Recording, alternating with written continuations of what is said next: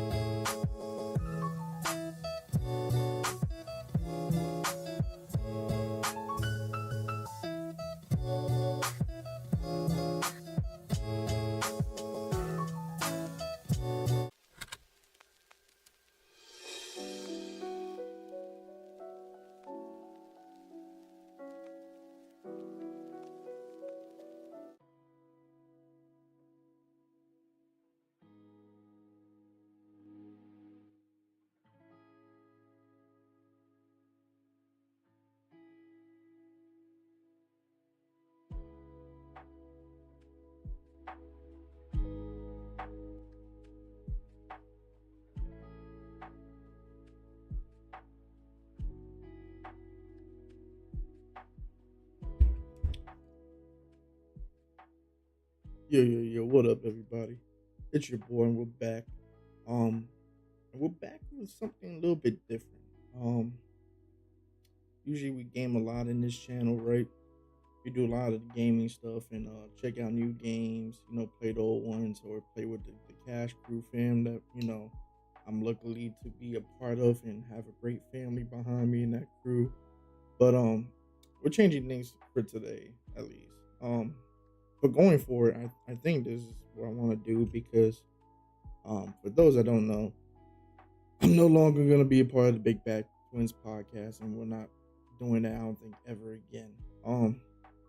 There was a lot of differences for those that don't know of how things were done in a sense. Um, Commitment, I think, was an issue on certain parties. I'm not gonna say whom. The other thing I will say in mind too is it's just uh what's the best way I'm gonna say that for transparency there was just issues. Um it was equal in both parts, but things had to change because of things just gotta change. Uh there was a pause because of that. And I think even after that it was just there was no good plans for the future of its, estate.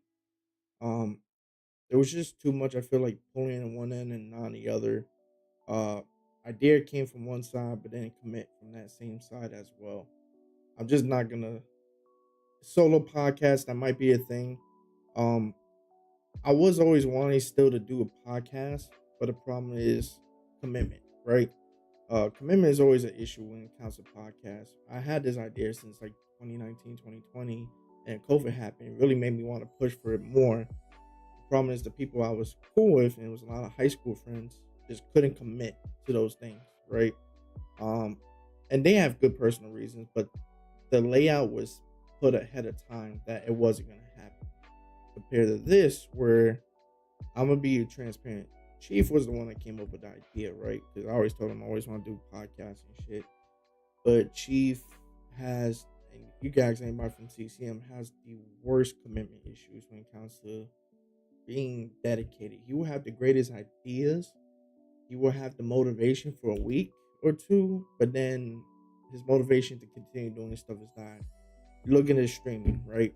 I have moments where I stop streaming. DJ had moments, and other people in the crew will have moments where we stop streaming because we have things going on in life. But this man will literally make any excuse to not stream. I told him beforehand, before we started that podcast, that I need a level of commitment. That there's no half-assing. That we gotta do 2 days and we gotta commit to those 2 days and those hours. It was good for like a month, and then after that month, he started slacking. Any little excuse he had, he has it. For example, right? It's 8 p.m. my time, 5 p.m. his time. He does it right in the West Coast. He would tell me he can't do the podcast at something at like 12 p.m. or in like 9 a.m. his time, that he won't be able to make it to a 5 p.m. podcast. And to me, that's a little bit ridiculous because now you're just trying to find any excuse throughout the day to not be able to be available. And mind you, I'm doing this right after work. I'm hosting it on my computer. I'm doing all that stuff. Yeah, I said that in the beginning. I'm not gonna lie, but the thing is, it's like it's obvious. Like, look who's streaming, who's not. Anybody that knows within like the Discord pretty much knows. Like, even without me telling them. So might as well be transparent, right? The problem is he didn't want to commit most of the time, and then he had his girlfriend Lala, right? Hardworking, trying to be a doctor and all that stuff.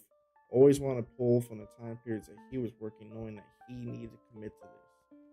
And I'm not no relationship guru or expert. I'm single, for fuck's sake, right? But the one thing I do say, when I had people in the past I was seriously committed with and all this, and this is the reason why I'm not committed, right? You got to make sacrifices for your partner. And I'm not wanting to do that right now, so that's why I'm gonna stay single, because I just don't want to make sacrifices for nobody, right? If I have a partner that has goals and expectations that they want to meet, I should be pushing them, not withholding them. She will withhold them for their own success. Loki, I'll be down for a CCM podcast, especially now. We got Panda, but we gotta let people switch out, take break, and that's fine. And I told Chief, right, we could do like seasons, for example, in the past, right? But we had to do like 3 to 6 months straight and then take a break. You know what I'm saying? You had to build momentum before you stop the momentum, right? He wasn't even willing to do like a month without stopping or finding an excuse and all that stuff. If we was ever down to do a CCM podcast, that's fine, but they got to be one person that got to be committed as a host, for example, right? The whole way through. And that's the problem. I still think it's crazy I got to the 20s, not gonna lie. And that's the thing that pissed me off, because I knew Chief is very, I tell people this, he is very talented, right? He has talent, he has charisma, he's funny, but he lacks commitment, he lacks discipline. And I told him that talent gets you so far. Just look at sports, for example. The best players in the world says, you look at Kobe, Ronaldo, all these type of people. What's the one thing they always say in common? Oh, you could be skilled, but if you don't have the discipline, if you're not willing to practice every day, if you're not willing to show up, it doesn't matter, right? The best people at what they do say discipline is key. Staying consistent is key. And I know this because just being in the military, for example, right? That was a big factor of break or make for the military, right? If you're not the consistent one, you're not the one that could be relied on upon, you're not the one that's always working every day hard, you're the one that's going to fall behind. And that was my biggest issue with him. Like, the personality, the person, I love Chief, but the work wasn't there. And I knew it was going to fail. And he begged me for like a month and a half, I want to say 4 to 6 weeks, just begged me, let's do a podcast. Almost every day, bro. Texting me, everything, right? And I told him, like, this is my expectation. This is what I expect from you. And there's no below this line. And he always tried to make an excuse. What pissed me off the most was one time we had Venom being a guest in our podcast, right? He was there, Venom, 2 hours or hour and a half ahead of time. I told Chief to be there at least an hour ahead of time so I could set up everything, right? He didn't do that. You know how bad that makes us look if it wasn't somebody like Venom to not be there on time? To me, that's just unacceptable, right? There got to be a level of commitment that has to be done in order for it to be successful. And the fact that there wasn't, to me, is a big issue in the matter. You have to be consistent. Because let's just say we ever got big and we have people like that we need. You at that point we're gonna be having production and company time and money being paid for other people to be cameramen and all this shit. And if this man's late or was making a reason why to cancel, it would have never been successful. That is excruciating. It's completely great. And no, and like I said, there was some times that like I had a bad thunderstorm and I was making power go out. That's the excuse. His tires went flat, just like mine's one time. That's completely fine. But when you have something scheduled like early in the morning, right? That's only take you an hour or two, and then you say you had to take off the whole day because of that shit. Like, come on, bro. That's just you just trying to find any little excuse to get the fuck out of it. Oh, I have to pick up Lala at 12 p.m. Okay, the shit's at 5 p.m. What's the problem? Picking up from across the country or something? Like, no, like it. And there's always some stupid ass excuse like that. And I'm just like, bro, let's just cancel the podcast and not do this shit no more. You know, he said, no, let's not do that. I'm like, Chief, if you're not even here to do the podcast, what's the point? If you're trying to make an excuse to always skip an episode, what's the point? Right? So, all in transparency, that's the reason why. Great guy, hope him the best, whatever, right? But there was problems and issues, right? And there was a lot of things even personally that he had going on. Like, to me, that was valid reasons, right? Allah's like uncle passed away. I donated in Venom and other people, right? And we try to help them out. But the problem also had too was she didn't like something we had as an idea, or if we did something that she disagreed with, or opinion she disagreed with, right? Even a podcast without the podcast, she looks at you like a piece of shit. and honestly, and that's why they're no longer in the group. You know what I'm saying? Like, people are gonna have differences of opinions, right? Me and DJ do not look eye to eye in half of the shit we talk about. In the other half, we are extremely like in common, but we don't let that sever our friendship, you know? Because at the end of the day, I know DJ makes a decision out of his heart that he thinks is good for people, not bad, right? I try to do something that I think is good for people and for the heart, right? And whether it's not the same way we look at how to solve a resolution or something, we know the tensions is pure. And that's why me and DJ are like brothers. Like, people think like we argue or like, you know, go back and forth and shit, that we hate each other. The next day we're just like, yo, how you been? How's your mom? And shit, like, you know, and we keep on moving. Your brother, you know, how's your sister? And we just keep on moving, bro. You checked out this new game? And I think people lose that. You know what I'm saying? They lose that fact of being human. You know, end of the day, there's gonna be people that have different opinions. It doesn't mean you should belittle them or look at them as less. You know, now I make jokes sometimes, and DJ makes jokes back sometimes of what we think, right, of certain things, but we move the fuck on. And I think that's the important thing in the world that we're missing, just as a society, right? It's moving the fuck on, right? Unless it's something like egregious, like racism or some shit, or sexism, then I'll be like, yeah, you could look at that person completely different. But I don't see that at all with DJ. And like DJ don't see that with me and stuff like that, and most people don't see that with us. So like, at the end of the day, like, people could, but the problem is when somebody has a disagreement. For example, I had a problem in the past where I said like women do have it easier in the sense of the system of laws, right? In laws, there's more things in the laws that favor women over men. For example, divorce, right? It could be the father is the better person. Yeah, for real. The father is the better person, right? For example, for this scenario, the father could be the better financial stable one and just a better caretaker for the kids and have the best, you know, things for the kid. And the woman would have full custody. The woman would get the alimony. The woman would get the child support. I think that's utterly bullshit. And there was disagreements with that. Or the fact that I say a lot of women nowadays play men, for example. A lot of women play victimhood with a lot of relationships and a lot of their issues. That's why a lot of men don't fucking go out in the dating world no more, right? And they're like, oh, not all women like that, but most women, statistically, this is something from a university, over 24 has over a 10 body count. Compared to men, they said like most men will go to the 40s with one body. like like 60 something percent. That's insane to me. And this it's not me just saying this out my ass. The statistics behind it. And the fact that she gets so offensive about that, that she's willing to look at you as a bad guy. But then the amount of times I defended women, the amount of times I defended, whether cause she has, she remember those moments at that moment. But then later on, when there's a disagreement or something, even though we could agree on 90% of things, that 10% I disagree with her in makes me look like a villain to her. So like honestly, that's a key issue why things didn't pan out to the way it was. You know what I'm saying? And man, I ain't gonna lie, I love this fucking beat version of this shit. I might just keep this on repeat, actually. Yeah, that's what I'm doing. Yeah, I just repeated right before it, and that's the funny part. But but that's my biggest issue with everything that happened with that, right? I wanted to continue. I wanted to, move on and push and whatever, and probably like reconcile the shit. But even when, decisions were made to move on and try to like wait for them to recoup and heal whatever problems they had in the real world, instead they painted me as a villain. Fuck. There needs to be bad people in the world, right? I'm not saying I'm a bad person, but I don't think I'm a good person either. But sometimes you make decisions as a leader, and I didn't do this on my own. I made sure everybody else was okay with it. I'm gonna be 100. Like, it was brought to me by Chief himself that he believed his partner shouldn't be in the Discord no more because of issues that was going on, right? And things she done in the past. I say, sure, and he said, yeah, just don't put my name into it at that time period, right? He's gone, so I don't give a fuck. But I brought it up to the rest of the group that I always felt that way at a certain point.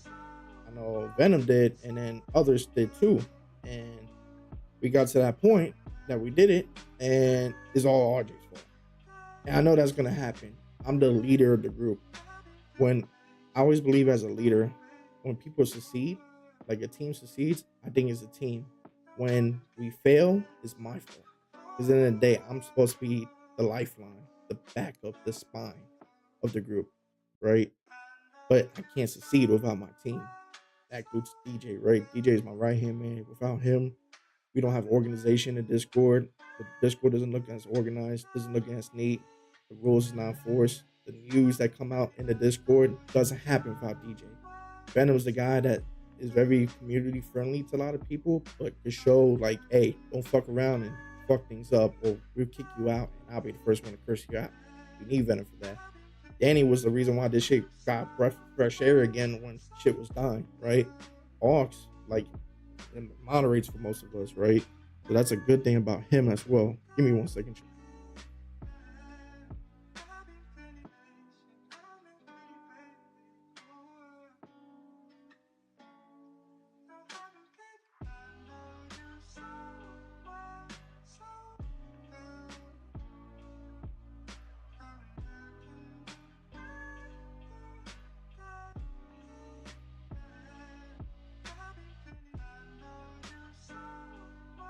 Sorry about that.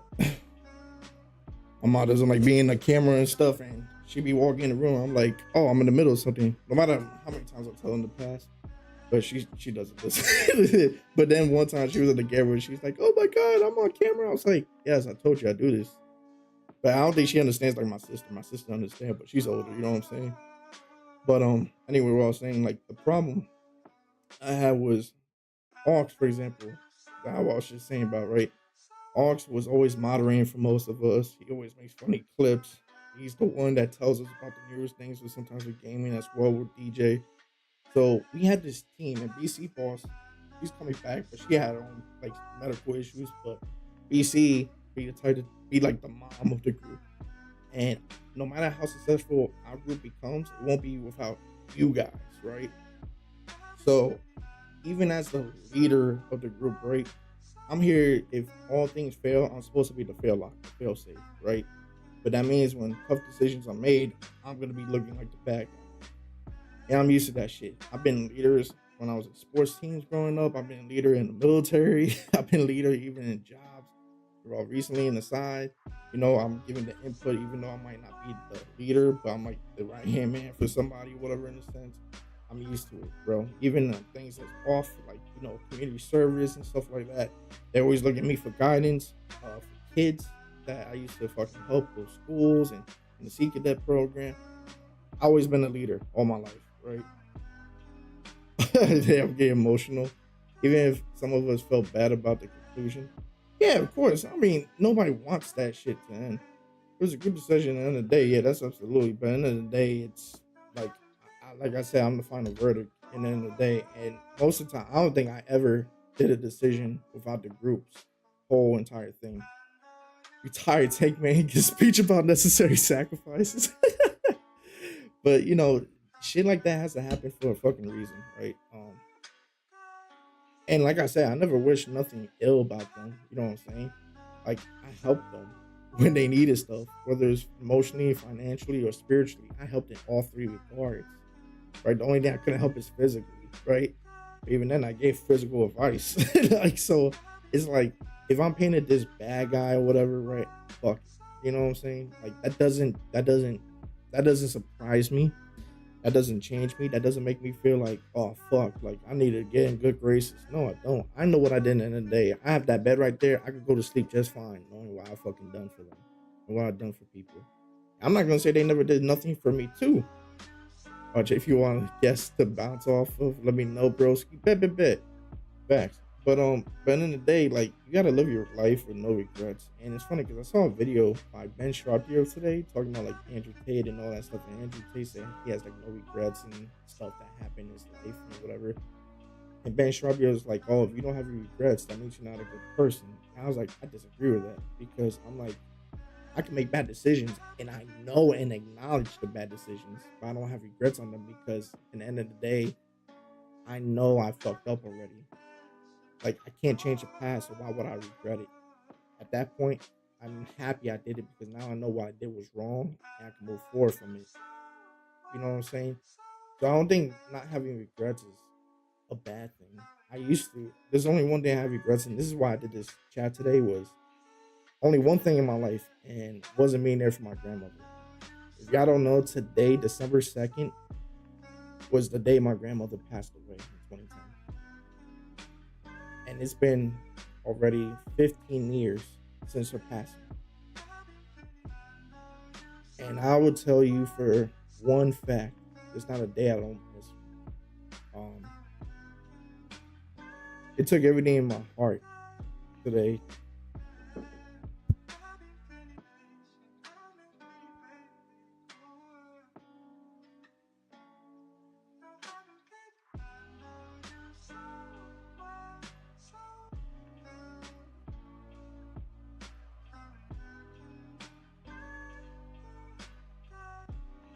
So, yeah, sorry about that. I got food from my mom. This shit is good, by the way. Let me show you that real quick. So I got this right here: rice, beans, some pork chops, and some beef and whatnot. Right, but I'm not gonna lie. I was in my car ready to drive home, and it hit me. Just remembering today was that day. I didn't cry, but those emotions are still there. Um, yeah. Um, and the reason why it was such a big deal to me was because she's the one that raised me. I love my mom raised me too, but when I was pretty much kids years, right, like below 13, she was the one that raised me. My mom had to work. My dad and her divorced at like when I was 3 years old, and I used to always have to be in her house until like nighttime when my mom could pick me up. The majority of my days I was with my grandmother. And then one weekend, every 2 weekends, I used to see my dad at that time period until I was like a teenager when I fought against him. But don't just hit different with grandparents, especially when they raise you. Yeah, and she told me everything about the Bible. So all the Christian stuff you see from me, and I still don't think I'm a good Christian in the day. It's because of her. Any small bit of kindness you see from me and stuff like that, when I help somebody financially, or when I try to give advice to people and try to help people like in the past with physical deeds or whatever the case may be, it's because of her. Like I remember, she always said like one thing of act of kindness. Both of my grandmothers who passed away. My other grandma passed out. Passed away when I was 18, 19, and my other one passed away when I was 14. The one I'm talking about today is the one that passed away at 14 from cancer. So that's why cancer was always a big deal to me.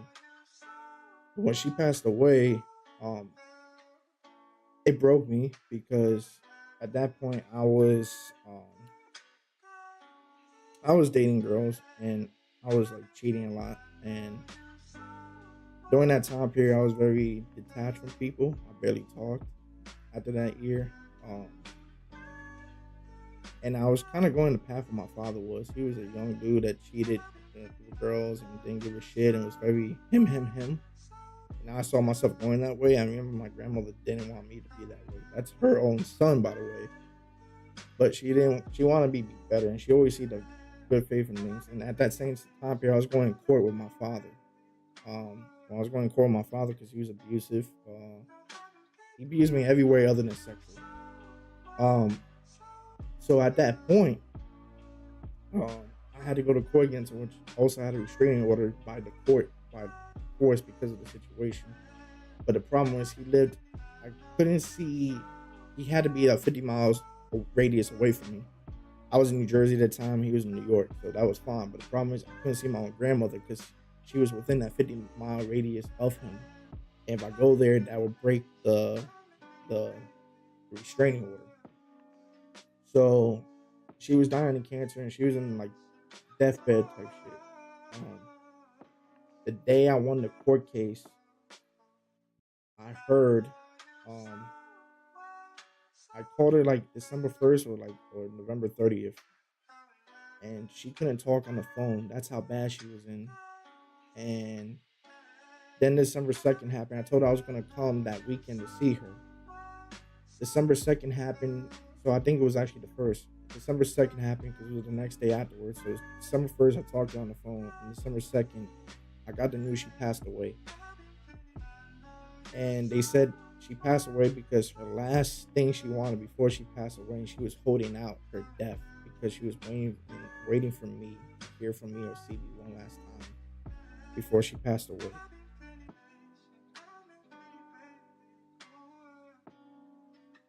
And when I tell you as a man, I regretted a lot from that. I really did. You know, that's my only regret I have in this earth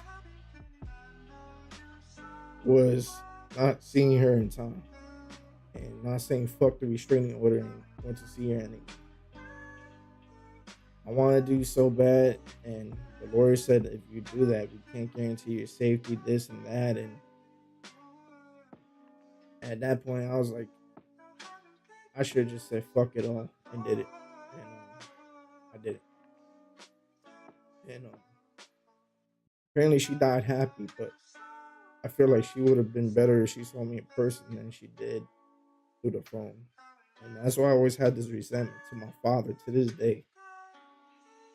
Because he didn't just take away my childhood, but he also took away my grandmother.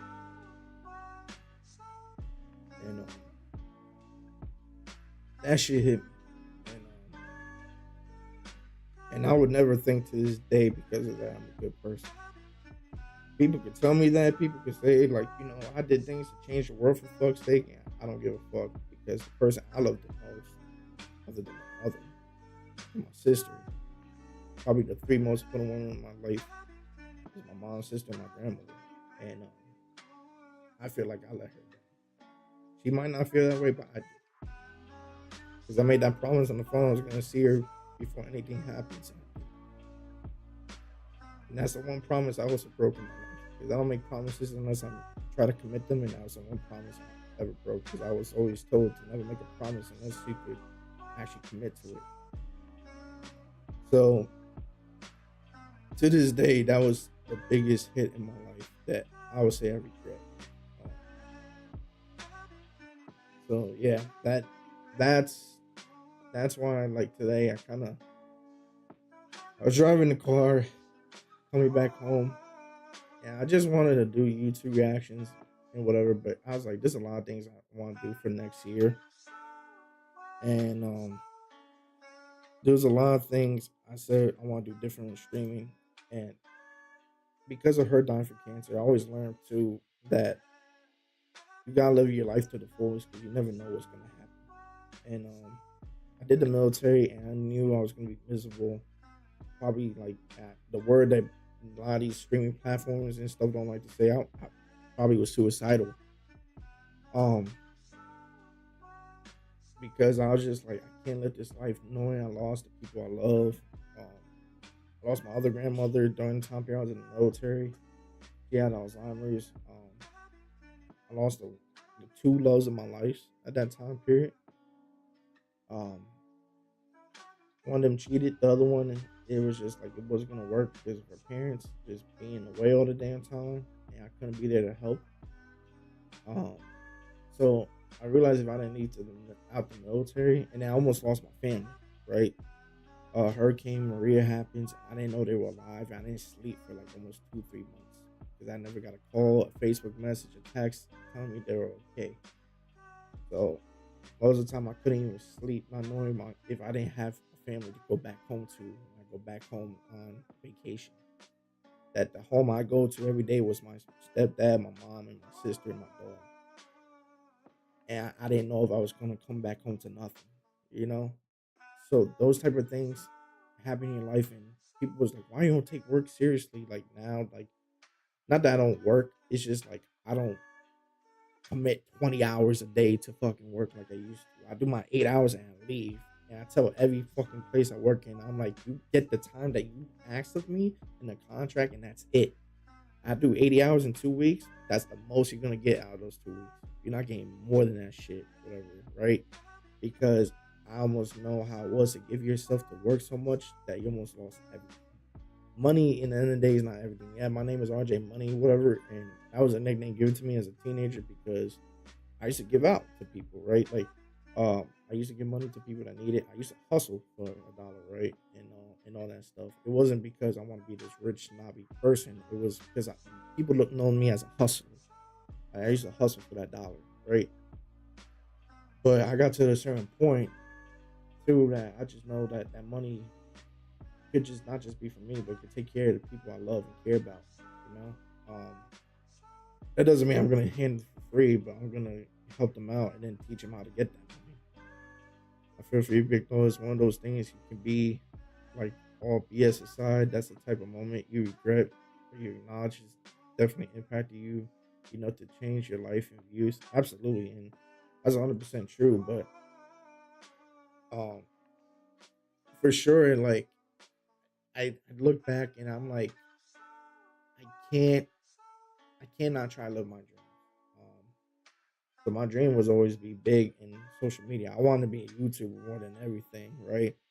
But I realized I'm not good at editing videos, and a lot of editors are actually too much for, and some of them are just mid. A lot of them are mid, to be honest. To have a really good editor is a really hard thing to find.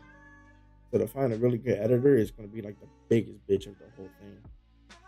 So most of the time, what I do is don't I I try to do everything through the streaming side, and then later on I'll work on the what you call it. I'll work on the editing by letting it do by just doing those snippets off the stuff I post on YouTube afterwards, right? That I will move certain sections out of there, take out maybe the beginning and outro and all that stuff. But that shit is exhausting doing solo when you're already working 9 to 5. If I was a full-time streamer type of shit, that'd be a different story, but that's just not the case. So a lot of times I'll do things that way, but yeah, good editor costs money, yeah. And then it's like what happened in one of those months, I didn't stream a lot. Then I just wasted all that money. You know what I'm saying? So that's another thing.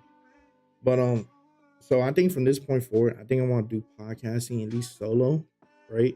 Put comments on stuff because there's some days I come home, I don't want to stream games, right? I just watch videos on my bed or just like here, just chilling and not want a podcast. But I say, let's do that. Like what I do, just scroll through YouTube and all this shit, but from home. You know what I'm saying? Like while I'm streaming it, because sometimes I have an opinion on something and then somebody might have a different opinion and watch it with me. So I was like, shit, might as well try that. You know what I'm saying? because I did that with another person, but I never did it with myself and maybe just with my audience as my co-host. Y'all like my co-host at that point. There was a lot of times we did live streaming stuff like that, and you guys were like perfect with that shit. Yeah, it'd be perfect. Everything could be done in one take. I feel like there'll be funny moments, but it's dialogue and moments, so I try to get those while I can. Yeah, that's why I say you're a W man because you always fucking get those moments most of the time. So I ain't gonna lie, that shit's funny. And yo, bro, those stoners, bro, if y'all don't eat this shit's so good. But I've seen some interesting videos I want to watch with y'all. That was really good, and we should take a look at because this shit had me crying from this shit, and other shit got me fucking furious. But don't forget, securing the mission area is your top priority. let me mute the music so quick, too. There was things I saw that draw a pink interest, right? What was it? We gotta get you more clips, Hawks. We definitely gotta get you more.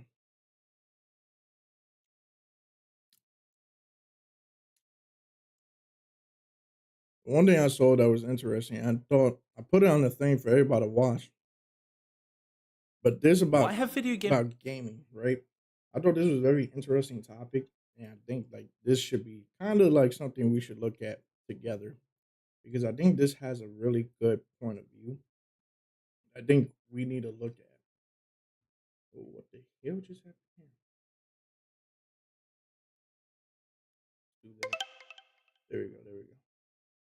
Let's take a look at this. games become so terrible in recent years? You know, games used to make me forget the real world existed. Hours would literally disappear. You'd look up at the time and realize you'd missed dinner and you didn't even care. As when I look back on those times, it all just felt so pure and simple. Like the developers had built something for you to just enjoy, with no strings attached once you purchased the game from the store and loaded it up. It was a ritual to stand outside waiting for the new game, going around the entire store browsing the physical copies. Gaming shops would be full of people, all just looking around wanting to play new things, or just testing out new games in the store. This is why ownership and player control really was the DNA of the entire gaming industry. You could play Destiny with your friends every evening after waiting for the hype since Halo. Call of Duty matches that didn't require a credit card to win. Even mobile games like Angry Birds only cost 99 cents with the intention that you'd own them forever. Yeah, I was talking about this shit the other day, bro. I was like, I remember when cosmetics used to be $2 to $5 to buy back then, right? Now I said past $20 is ridiculous, and there's cosmetic out there that costs like 40 to 80 or 100 fucking dollars, bro. Like I don't know if y'all knows that, but it's some terrible shit like that. What up, boy? Gaming truly was a magical period a decade ago, but we only realized how amazing we had it when it was taken away from us. And just you be thinking it's crazy, but there be Karens that have their kids on the platform and say some stupid shit like, "Oh, why my kid on your channel?" And it happened to me, but I seen it with others. I had to make sure that shit's clear. I am not your fucking parent, bro. Like, I'm not your kid's parent. It's not my job to fucking teach them what you didn't fucking want to teach them. You know what I'm saying? So I had to make that shit really clear with these motherfuckers. So trust me, it's a fucking just problem. Look at what's replaced it. Call of Duty How you been, Black bro? Ops 7 has you fighting giant monsters and dodging massive machetes falling from the sky. Zombies everywhere, physics-breaking brain rot that looks like Fortnite. Because when you look back now, that Did a Golden Era has just completely shattered. You get pummeled with microtransactions for things that should just be free. You simply can't compete or win without burning through cash, even though you've paid for the game. Sometimes the game promised won't even work if you don't get the next DLC. And then when the game does eventually dry up, you're left sitting on thousands of dollars worth of purchases that vanish into nothing. Zero value, zero transferability. But here's the bit that most— Now, I have a question for all y'all, right? Now, if we look at gaming as a whole today, right? With everything that's come out, do you guys think gaming is in the state that it is good, or you think gaming is bad, or is in between? Let me know real quick in the chat. I'm kind of curious what y'all think the state of gaming is right now, because I have a mixed feeling about that shit. Depends on the category. Explain yourself, DJ. I remember reading an article about Square and the financial crisis and the demographic is older and growing out of the game. That is true. Or not buying as much, how they understand how to get money from the new gen. I agree with that. Definitely with Square. You talk about Square Enix, completely agree. They still like I look at Kingdom Hearts for example, right? They're still doing that story kid friendly shit, but the people that bought that shit are no longer kids, and it's still like that. And I'm just like, I gotta get out of that aspect. Like we're in a whole new time frame for that. Like I don't know, but I find that a little funny if you ask me.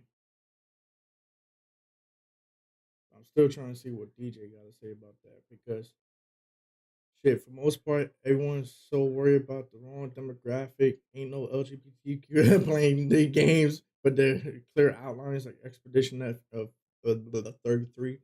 I mean, I agree with that. That game is fucking phenomenal. I do agree with that point because now we're too set on worrying about a certain different demographic rather than what is working and what is not. I think games had to go back to that point where we care about that more than the whole sense of freaking, this 1% of gamers. I get it. They want to be included in games, but that doesn't mean every game needs to include them. And I think we're getting away from that part where certain games and categories are meant to be these certain games and categories for that reason. We had this talk with me and my coworker about Warhammer 40K, the last game that came out, the Space Marines 2, that they're trying to make female, like, certain type of soldiers, but in the lore the females was this type of soldier and the males was this type of soldier, but now they're changing the lore just to add inclusivity for females. And they're like, that's fine, you did that, but you gave no explanation, you just added it because of a wokeness thing. And I think being woke now kind of negative term compared to back then. Back then it was a great term. You were woke, that means you were like enlightened.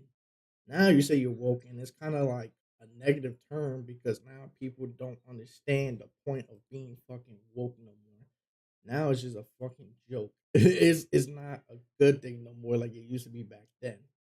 So I definitely agree with that shit in a sense where sometimes it's being done a little too much. And I think people are not understanding that. So no, I do see that being a problem. The LGBT community is solely being applied to sports games in that paragraph. Oh yeah, with like 2K now they're trying to add that with certain fucking what I was gonna say. Well now they're trying to do the WNBA could play with the NBA players in the my team cards, which they're overpowered. They're not playing like how they really play. But I find that funny because if anybody knows the NBA well, right? The NBA refuses to let any female versus male competition other than the 3-point contest that happened with Curry and this girl because they know that if the women lose, that's gonna make them look bad. And it's already bad enough. The only people that do watch it up in the WNBA, it's like 85% men, right? And then like the low percentage that is female is mostly like female athletes and shit like that, not regular females. Like regular men that don't play the sport watch the sport. Woman is only really based on the athletes or people that work in sport commentary and all that type of shit. So it's kind of I find that kind of funny. You know what I'm saying? If Ubisoft makes it big again, it won't be being applied to sports game in that pair. But because NetEase knows what the player wants, one thing I think older studios we grew up are struggling to acknowledge the new gen does not care about AAA games facts. Like a lot of us when we was older and even feeling that same reason most tennis viewers are men. That is true. Um, I think that's a problem. I think this is just the illusion of fucking we're not understanding what the target audience is, and we're trying to bring a new audience thinking it's gonna make more money, but we're losing a lot of old audience trying to do so. There's a way you can bring both without pushing away the one that's already your fucking biggest demographic. Like when women players say men gotta support the sport, we're the ones that are the reason why. Like if we look at the sports players, the women, right, are negative in the league, right, when it comes to bringing revenue. And the male sports league is what keeps alive the female sports league. Then on top of that, the little money they do make is from. They said that the biggest demographic for watching WNBA is 40-year-old white men. So white and 40-year-old men are the reason why your sport is alive, but you're still hating on men when the key word that 40-year-old is white men. The men that watch the sport. So like how are we fucking blaming the men when men is like the sole proprietary reasons why they're alive? So that's things that piss me off because we're blaming everybody but the culprit. You know what I'm saying? But transferability. But here's the bit that most people overlook. This isn't just about gaming getting worse, it's about something far more insidious that's spreading into every corner of our lives. It's getting clear that the studios that once built the worlds we loved helped pioneer a system that's now cannibalizing everything. From the products we buy to how we consume entertainment, to getting an entire generation of children addicted to gambling, and ultimately how corporations keep us hooked on things that make us miserable, all whilst robbing us of our money. Now at this point it almost just seems obvious that this is the way the gaming industry is, but it never would have seemed possible back in the golden era of gaming, which wasn't even that long ago. Rushing home from school, throwing your bag down, racing to turn on the console before anyone else would claim. It's funny, I'm looking at PS2, and a week or two ago before Wins Meat came out, I was playing old PlayStation 2 and 3 games, and I was playing The Godfather. I was streaming it. Oh my god. I forget how some games were so creative back then, and they pushed outside the box, and there was no microtransaction. There was probably that game probably has hundreds of hours of content, less memory size than any other game that's been out in recent days, and it's just fun as fuck. We need that shit back. The games that's popular now, like Baldur's Gate, Expedition, Elden Ring, like Elden Ring has a DLC, right? As a microtransaction, but it's literally a full fucking game for $40, right? Like it's literally hundreds of hours for $40, and then the original game is like probably 200, 300 hours worth of content, all for $60, right? We need games that will sell because the game is so good, people are willing to buy it. I bought 2 copies of Elden Ring for PC and PlayStation. Baldur's Gate, bought 2 copies.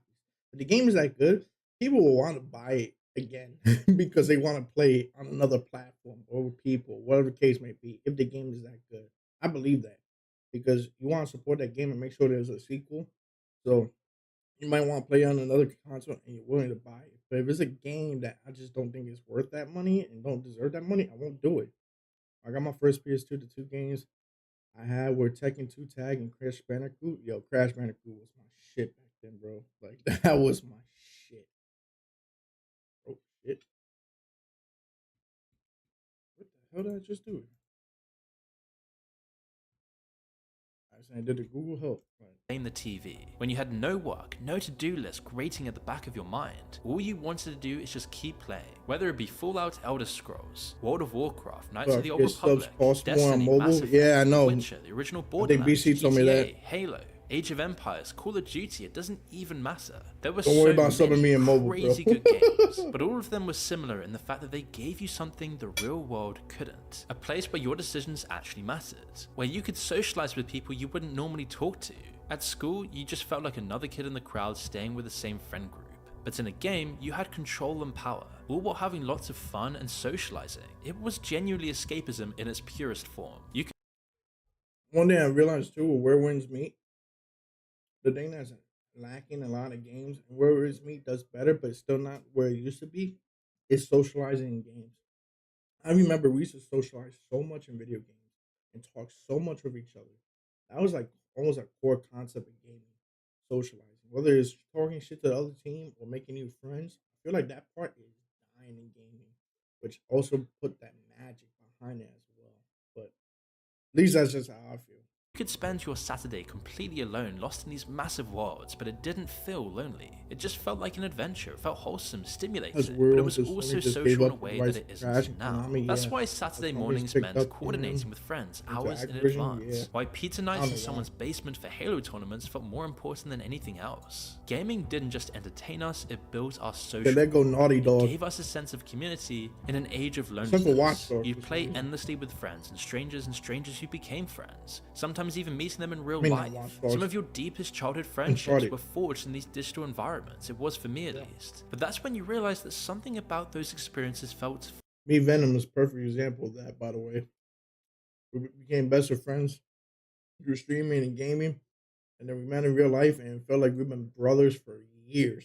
fundamentally different. Games used to respect our curiosity and intelligence, painstakingly crafted so every detail was exquisite and perfect. Man, it's in my They profile picture required for you this to book, think for fuck's sake, strategically, me to and pay him. attention, to engage rather than mindlessly On consume. Facebook. That respect for the player, companies built their entire reputation on it. Take Bethesda's Morrowind in 2002, a vast detailed environment containing loads of cool creative architecture and some 200 books documenting the world's history. It's actually unbelievable how much work went into this.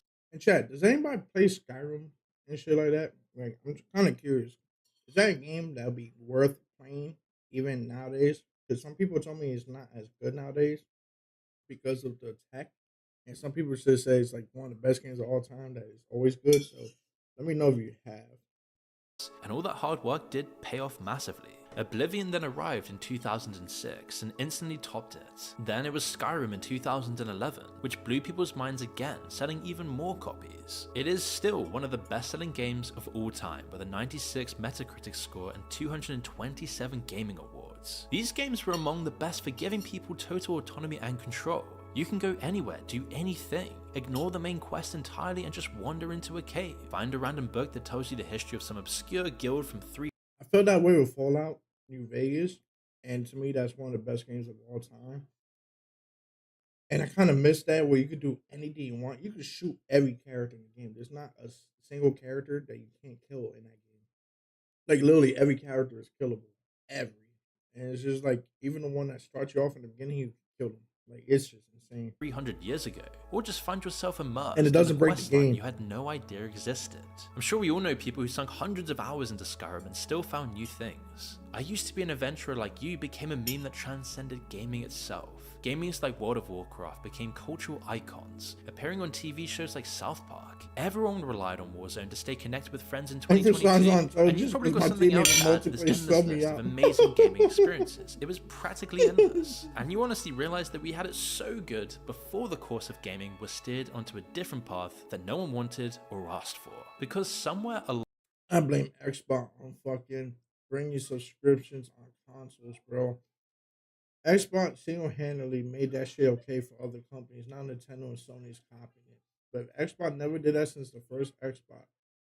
PlayStation tried to play fan service for two consoles when Xbox did it, but then they finally brought it to PlayStation fucking 4, and that shit broke my heart, bro. the way, games began to change in ways that didn't feel important at first. I blame You might Xbox even so much remember for that when shit. things started changing around 2014-2015, right when corporate money started flooding into gaming like never before. Big tech spotted an industry bigger than Hollywood and wanted exposure, with low interest. And that's what we talk about with COVID.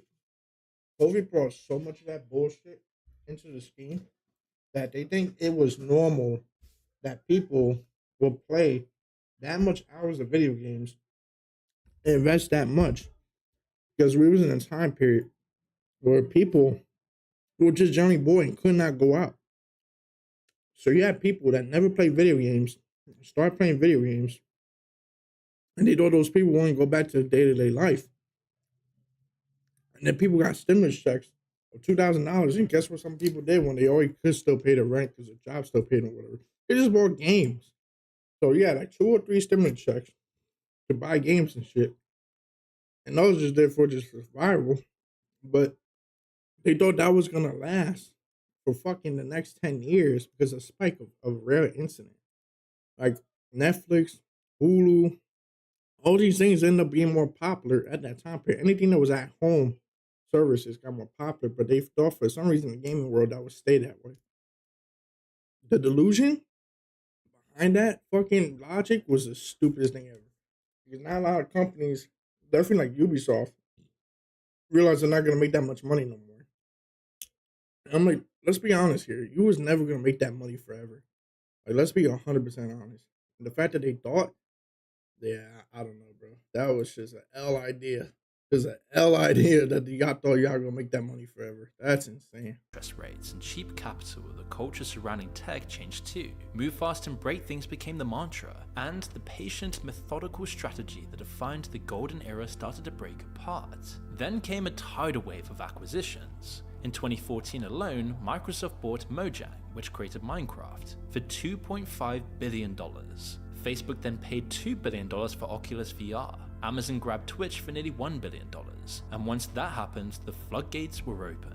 And it never really stopped. Of course, the massive institutional investors like BlackRock, Vanguard, and State Street also quietly became large shareholders in major gaming companies. Unsurprisingly, BlackRock alone owned over 7% of Activision, and That makes no sense of why these companies are owning this shit. held major stakes in EA. Crucially, they started to control the voting rights that influenced corporate strategy. Big tech is one thing, BlackRock is another, but what about when entire governments get involved in gaming? Well, this is exactly what happened when EA changed hands at an Oh, yo, Chad, let me know how you feel about Saudi Arabia fucking owning fucking government too. On top of that, owning EA, bro.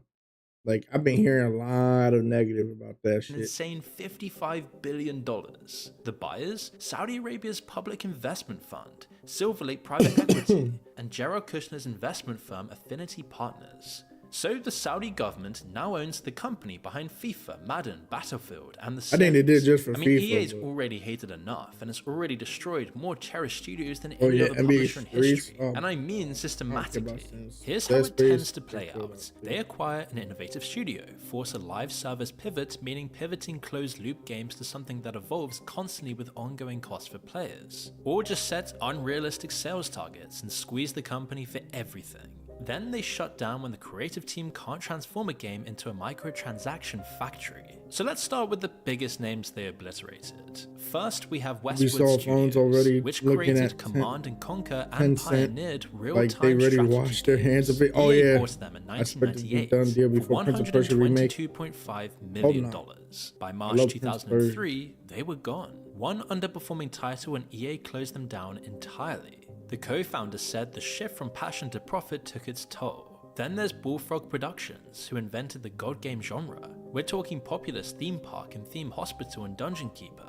EA absorbed them in 1995, and by 2001, I was the studio born was in- Jesus effectively Christ. dead, partly due to pressure from EA and EA has partly been because fucked up their own since the bosses 90s, succumbed to bro. greed and money. EA eventually forced the team to make licensed Since the Harry Potter 90s. games instead.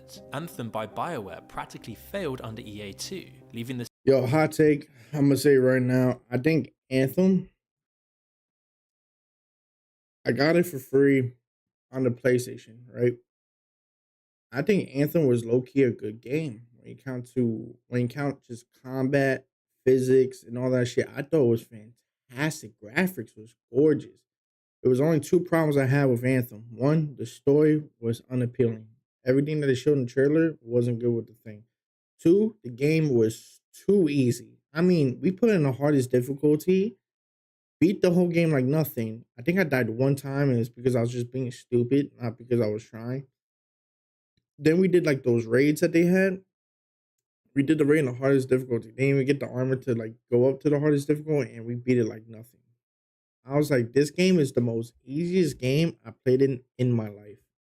Like, I don't understand how there was no like easy and hard felt like it had no difference.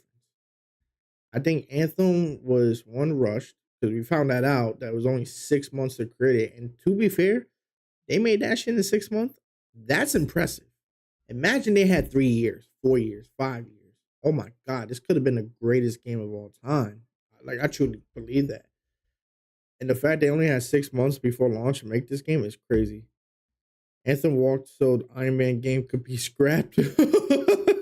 Pretty much. But it's insane, bro. Like, they had the potential and literally EA just fucking screwed them over. It's insane. There's no reason why that game should have failed. There's just none. The sequel cancelled. Then we have the case of Visceral Games in October 2017. Their Dead Space series defined survival horror and was profitable, but EA looked at those numbers and said that's not enough. They cancelled Visceral's ambitious single-player Star Wars game mid-development and shut down the entire studio, meaning 80 developers There's so many Star lost Wars their games that jobs got just like canceled. that. I'm not gonna But why lie. does this matter? Well, because EA decided single-player games obviously don't make enough money compared to live service games with endless microtransactions, which are a massive part of all of this greed and destruction of video games as a whole. EA brought the very worst form of this to gaming. Oh it's a my form god, of gambling, bro. and they Anything pushed that's it to Mario team based or kids. fantasy This is an teams outrage that should should have been spoken about more by dick. politicians. Kids are obviously the giant market for video games, and when you push microtransactions, loot boxes, and all of this digital form of gambling, you're really just training a habit in kids to gamble when Yep. they're older. Which is why I've they been saying don't want this you to with just this finish shit. the story, be done, and move on. As you get real satisfaction from that when the credits roll on the campaign and now you're just off to multiplayer. Whereas live service games with Yep. endless microtransactions, those never end, and neither does the spending. Gaming was changing into I something could get more DLCs as predatory that ruins people's microtransaction, but this lives. shit There is were a not. few early warning signs, like Bethesda's infamous horse armor, which cost $2.50 back in 2006. It sparked massive Which was a backlash, lot, but it proved but that that's people only would for pay for in-game equipment. They later tried to monetize Skyrim's modding community and take a big cut of the profits. The community lost its mind, and within 72 Best ways I feel hours, like that Valve remake pulled was the out of entire the thing spike, down. but The Callisto CEO said, Protocol, pissing off because the why internet let it be a cost you $1 spiritual million successor in just when a you can couple of remake it days. and put Those it in your early pro- in-game The problem with Callisto Protocol, that shit was trash because of the combat system. You can only focus at one person and parry one person at a time or block one person at a time when you have 5 to 6 people fighting you. That combat, you played it for 1 hour and you saw the flaws for the next 16 hours of that game. I do not understand how they got that far into developing it and not think, I'm getting jumped by 10 people. I should make a system where, like in God of War, when they can't attack you from behind without a flash indicator, or like the head behind you says look out and gives you an indicator about to get attacked from behind, to try to solve that, and they won't attack you 90% of the time unless they're in front of you, right? That game, they could attack you from all angles, and the worst part is you could only focus one target in order to fight. That was just stupid. Yo, bro, I watched Maximilian or whatever the stream. That shit real time, brought it twice and deleted it. Went to play something else.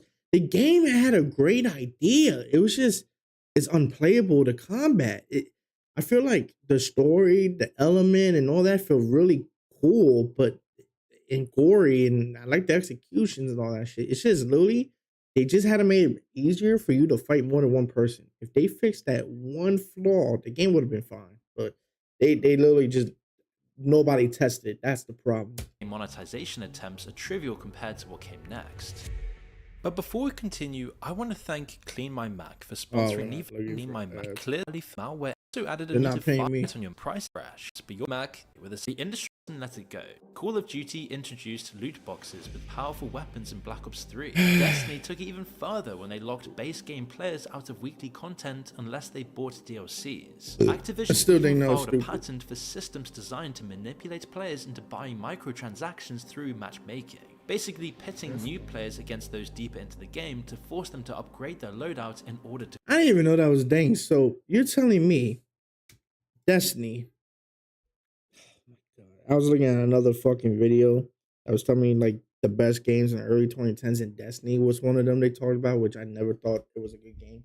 But you're telling me they had a patent that says you could fucking, that they could fucking matchmake you as a person that didn't buy content to go against people that do have content to make you lose against them, and that makes you like, shit, I don't have these weapons. I should buy these weapons because I got my ass whooped by somebody they matchmake me that I didn't know about had these weapons. That is crazy, bro.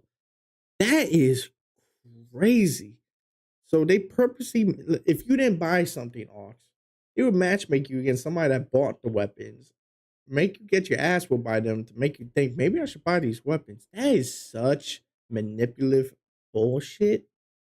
And you know what's funny? Marvel Rivals do that, but with skins. I'll give Marvel Rivals a pass because it's skins and not pay to win mechanics. It's only bad enough they have pay to win, but they make you, if you a person that didn't pay money, they would put you in PvP against people that did pay money to lose and make you pay money. That's insane, bro. These are the skins. Oh, I got beat by better players with better skins, but I know in my head the skins doesn't make me better. They did the opposite of that, and they made it just with weapons as pay to win. That's insane, bro. Like, and I'm so ashamed sometimes that I'm a gamer because of shit like that. Like, the gaming community just gets fucked now, and I would say the gaming community like roars back harder than any other community. But there's games like Destiny where there's just not enough pushback. I forgot Destiny 2 expansion came out until I saw it on Twitch. Yeah, they had like the Halo collab and Star Wars collab and all this shit. I'm like, they're dying, bro. They need help. I wouldn't put a pass on them good old netties. Let's pump that in the form of teammates. They do that. There's already been confirmed that they found a source code that it match makes you against people with skins on purpose. But the difference is the skins don't make you better. But they will match make you Destiny against people that had the paid content that has the better weapons to lose to them. Bro, I ain't gonna lie. These game corporations are getting slimy by the second. And it's disgusting. It's fucking disgusting.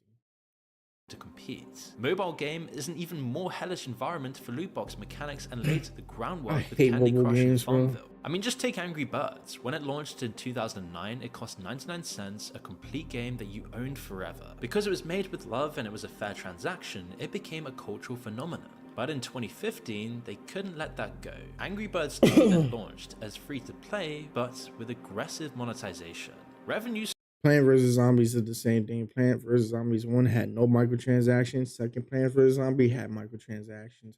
You can still play without microtransactions, but like it was there. Soared 50% annually, and they ended up deleting the original entirely. When fans did petition to bring it back, Rovio re-released it for 99 cents again in 2022. It immediately became the second best-selling paid app. Then in 2013, they once again deleted it, admitting the paid version had an impact on our wider games portfolio, which in other words means I don't even know what Rovio is. Without predatory monetization, and I don't know, that that's was another threatening their fucking cash free-to-play grab neither. profits. Genshin Impact generates an average of $1.6 billion in annual revenue, and is another huge. Yo, who plays Genshin Impact, bro?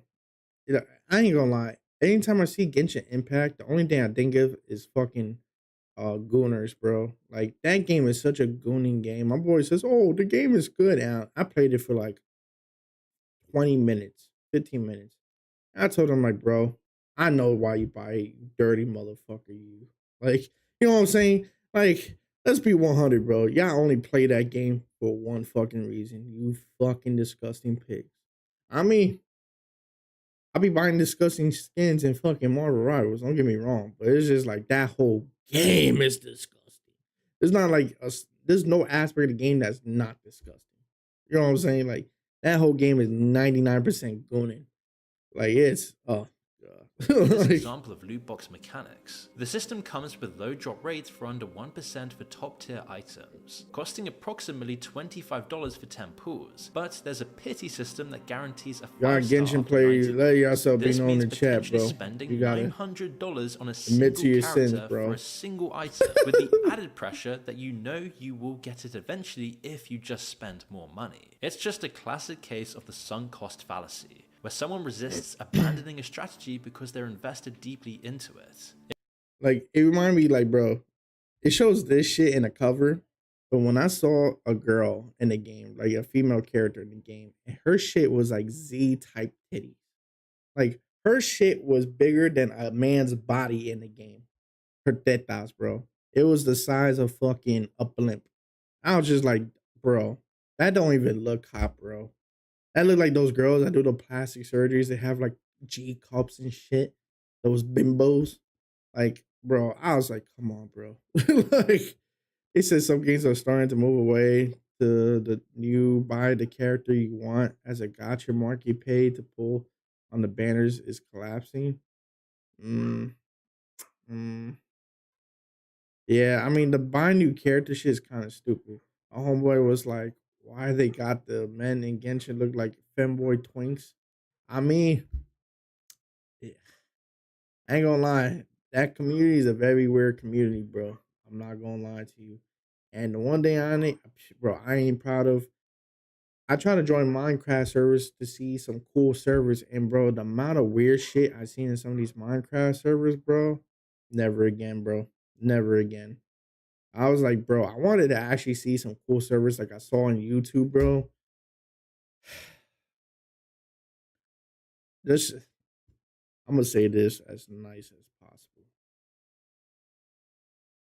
I'm gonna say this the nicest way possible. I'm disappointed, y'all motherfuckers, you disgusting fucks.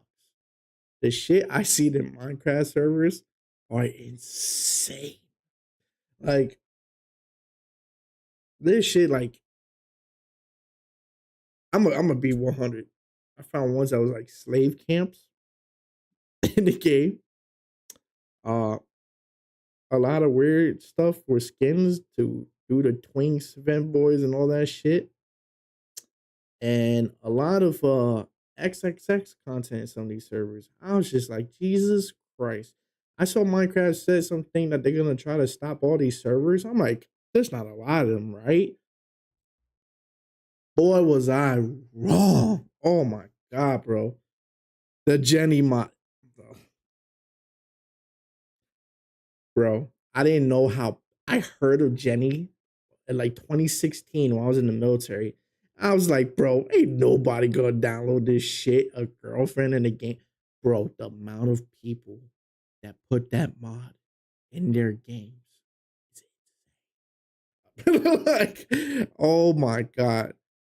It's that is one of the oldest of them. It's insane, bro. I was just like, why you think I opened my own DJ when we made our Minecraft server? Why you think I made my own with Danny, bro? I was so disgusted.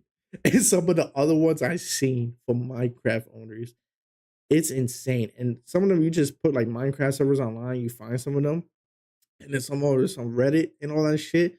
And I try and join different ones to see like how all they are. And there's some cool ones like, you know, Dungeons and Dragons and all that shit. And there was one that was cool. It was like a Star Wars one. And it had like literally it's space. It's not even like grass or nothing like that. It's space. And you use like the pistons to move your like your starfighter or whatever. It looks like you're flying. And there was like a Death Star.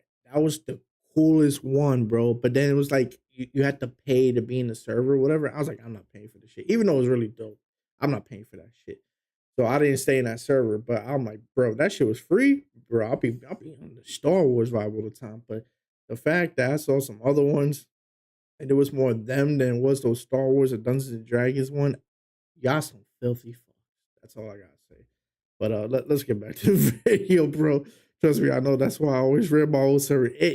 It's insane how filthy it gets, bro. It's sucio out there, bro. Like it's insane, bro. I was disappointed. It becomes so tempting to just do one more pool, but it was EA I who was brought the disappointed, very bro. worst form of loot boxes to gaming and pushed it to children. Mad FIFA disappointed. Ultimate Team is a perfect example of this. It generated 29% of EA's entire revenue. And it works like this. You buy packs of virtual cards. You know, NBA 2K sells about like 2 billion a year, but they make more money. They make 75% of profits from microtransactions and only like 20 to 15% or 20 to 25% off the game itself. That's You don't know insane. what's in them, it's pure RNG, meaning it's using a random number generator, just like a slot machine. Then they used influencer marketing at a massive scale, advertising unrealistically impressive card pools to get everyone hooked. And suddenly, if you didn't do this, you would always be at a massive disadvantage compared to others who spent more on this. That's why there's tons of stories of people losing thousands on these games. XQC, bro. I Kids still buying think he's a hundreds piece of of packs from crap, credit cards but- that their parents can't afford. People have literally gone into rehab for this. Belgium and Shout the out to Netherlands Star Wars eventually Battlefront 2 declared AA EA's got loot so boxes upset over the illegal gambling. backlash, cut They the game's threatened fines lifespan. up to 800,000 Wait, euros and they fine. cut the lifespan? You talking about when they played again and made a fourth and all that shit? You're lying. You guys should be happy because no season pass and free updates.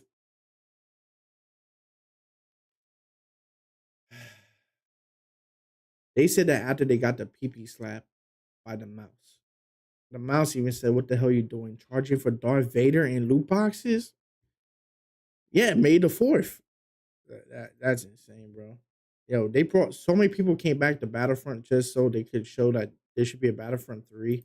years imprisonment, doubled if you're selling to minors. EA tried to fight this in court and lost, but practically everywhere else, it's just business as usual. When Star Wars Battlefront 2 came out with its speaking of loot which, box system, EA I pay $80 to have to unlock Vader. finally felt compelled to defend their business The face of the practices on Reddit, franchise? saying, quote, "The intent is to Anakin Skywalker? provide players with a sense of pride and accomplishment." God. This became How is sense of pride and accomplishment? I remember they said that shit behind $1. If I'm a kid, what sense of pride I'm gonna get when I can't work a job? Like, the most there it downvoted is. comment in Reddit history, with 673,000 downvotes. This is exactly And the what golden Big Tech, shit meme. BlackRock, Oh my. and the Saudi government want a piece of. Gaming had cracked something that social media platforms had been chasing for years. People willingly paying money to stay hooked. Facebook could keep you scrolling, but monetizing that compulsion was tricky. Games just asked you for your credit card, and you practically handed it over. The other difference was scale and precision. Gaming companies knew that loot BlackRock. boxes worked. if I can invest in those motherfuckers, I will. I ain't gonna lie, because these boys make money, even though they ruin the things I Tech love. companies Shit. knew why they worked and how to maximize their effectiveness to generate more value for shareholders. They had the testing infrastructure, the behavioral data, and the models that could predict exactly when someone was was on some about to hard quit drugs like that versus Star when Wars they were one fans and purchase away franchise from make and staying. has I money, do but wonder they though was whether we grammar might have fuck actually back. accepted the rise of aggressive microtransactions to some that extent Warframe? It looks if the like games Warframe, themselves like kept improving That's and such a blowing our copy-paste of what minds. Warframe But it's was. been the exact opposite. And this shows you what they stole from the gaming experience itself. That feeling of a shared memory with your friends is all just being ripped away by games that just suck time after time. Imagine something as beloved as Call of Duty, which had Hans Zimmer composing the music, and MLG memes completely taking over the discourse online. But in the same last 10 years, it's now one of the most hated franchises in history. The Infinite Warfare trailer that dropped in 2016 became the second most disliked video on YouTube with 3.9 million dislikes. But at least you could pay for some 3.9 weird camera. just say Then 4 they million held the dislikes, Modern bro. Warfare remaster, which Oh is the my game God. everyone actually wanted, behind expensive Infinite insane. Warfare bundles. When Microsoft later bought ZeniMax, Bethesda's parent company, for $7.5 billion in cash, they had one chance to Bro, the fall of grace from Bethesda being one of the most promising companies of all time to one of the worst is still insane to me. prove it could work. And to be fair, their first game, Starfield, got decent scores. Starfish should never got an 83. I need them to stop. That was the biggest piece of dog shit Bethesda ever put, other than 76. I'm not counting 76 because it was his own special shit.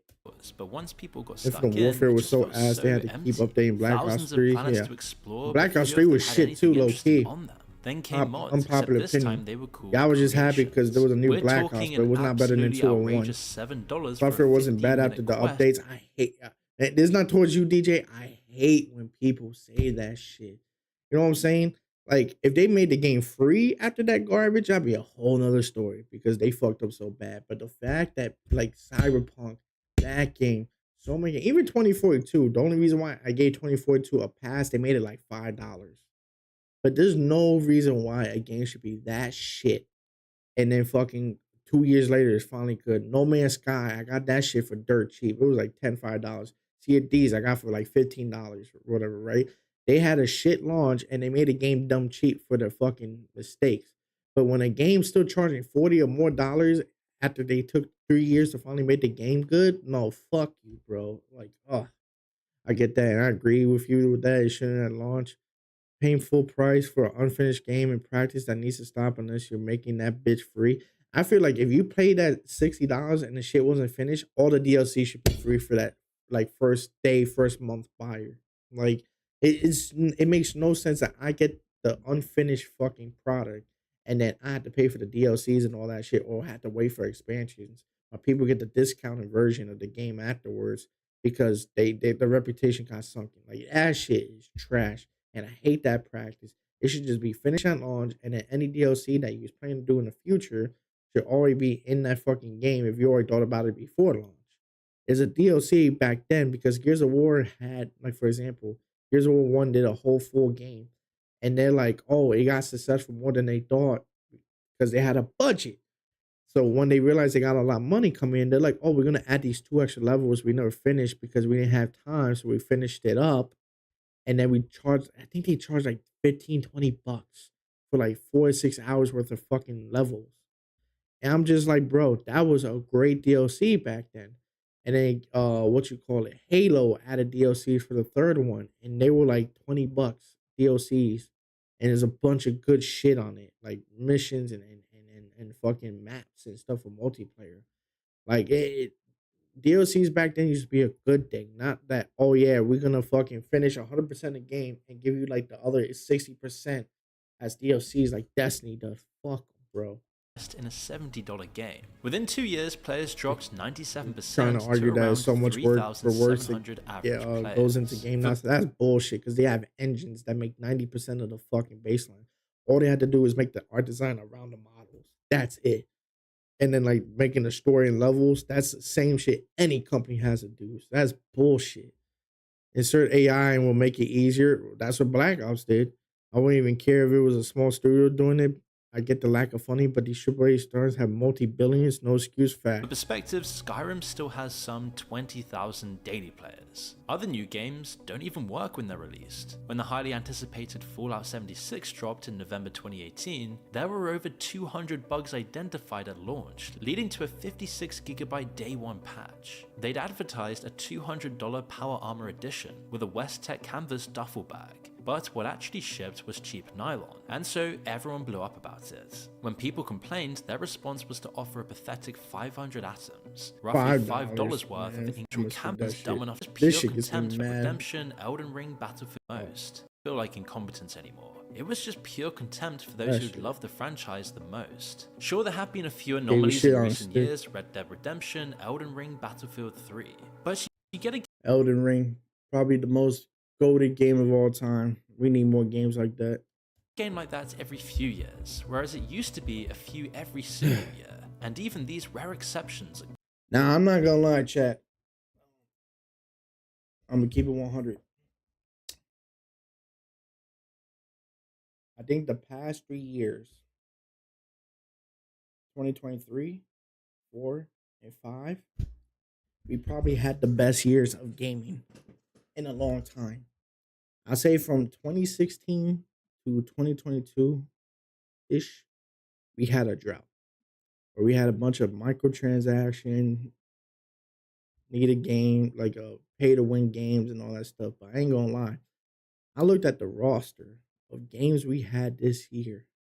This is probably the most stacked year in history. Like I said that last year, but this year was even bigger. Hold on. Let me put in perspective. 2025 games that came out in 2025. And this is just a few. We had Doom the Dark Ages. Had a little like frame issues, but overall people liked the game.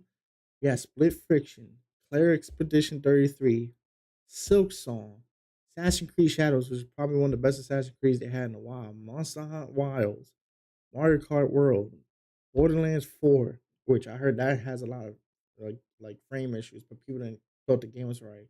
Elden Ring Night Rain got shipped by like IGN, but then most players loved it.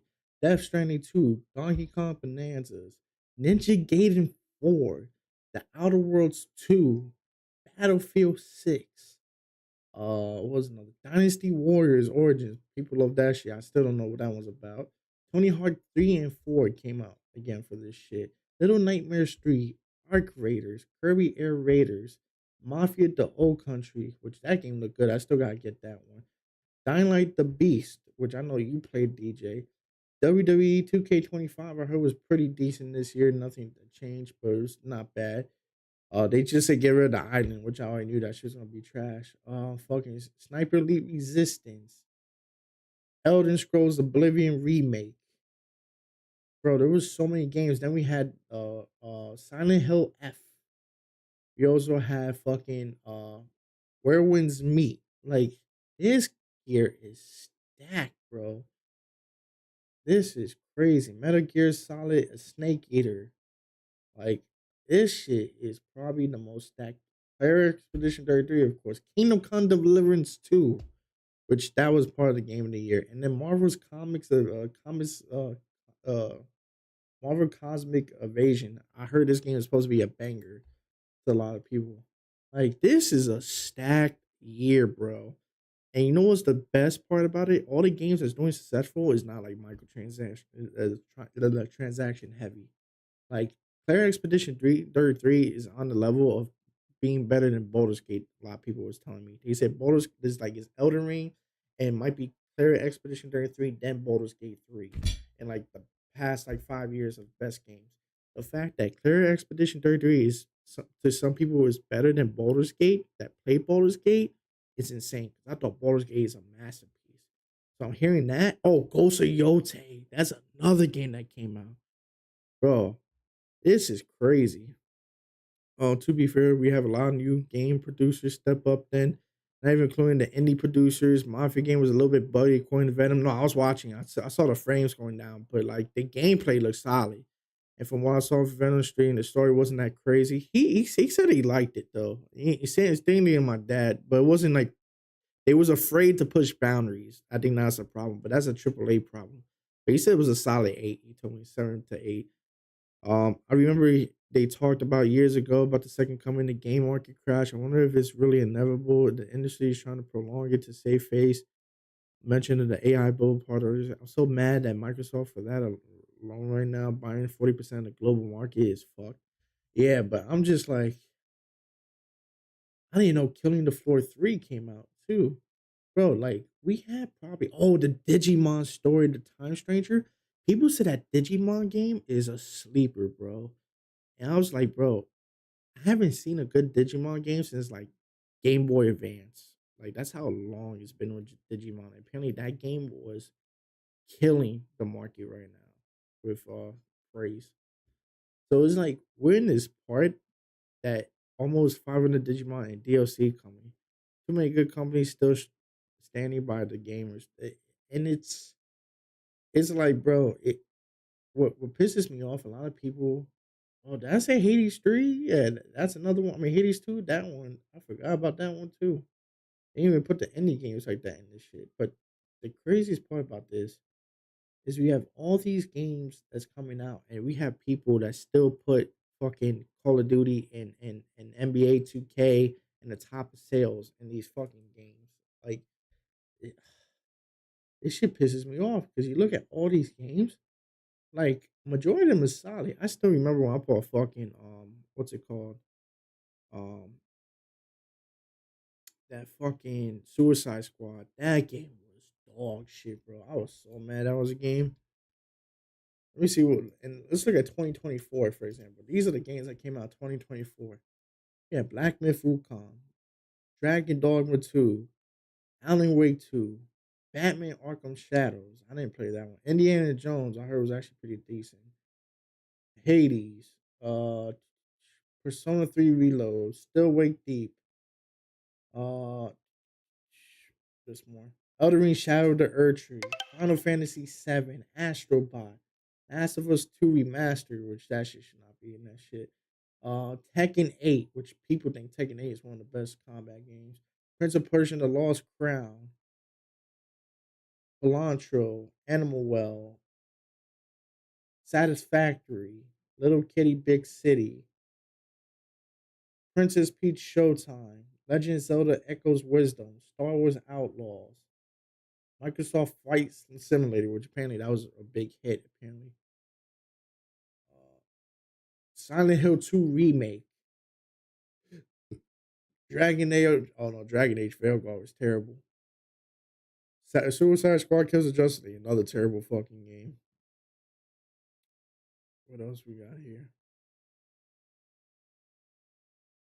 Marvel Rivals came out last year, and that shit came out with Bell. Helldivers 2 was 2024. That shit killed a Stellar Blade. That's actually that was indeed facts. Who the hell just bonked me? Oh, what a Blood Metal. Warhammer Space Marines 2. I forgot that one. That I ain't gonna lie. These past 2 years, we've been getting some bangers, bro. Dragon Ball Sparking Zero. Oh, that shit was terrible. I ain't gonna lie. Oh, Sonic X Shadow Generations. Orcs were saying that shit was good. I was seeing people saying that they love that shit. WWE 2K24. I ain't gonna lie. I played that one. That was banging. Oh, Rise of Ronin.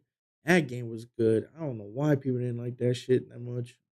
People just want to compare it to fucking. It's funny, they compare that one to Ghost of Tsushima, but they didn't compare where winds meet to Ghost of Tsushima. That's the part I found funny. Power World, of course, I said that earlier. Like there was just so many good games these past 2 years. And it's funny because you get that whole saying that people saying that gaming, oh, Horizon Zero Dawn, the sequel came out. It's funny to me, people are saying gaming is dying, but these people are saying that are playing the shitty games. And the only thing I say is dying in gaming is the AAA title.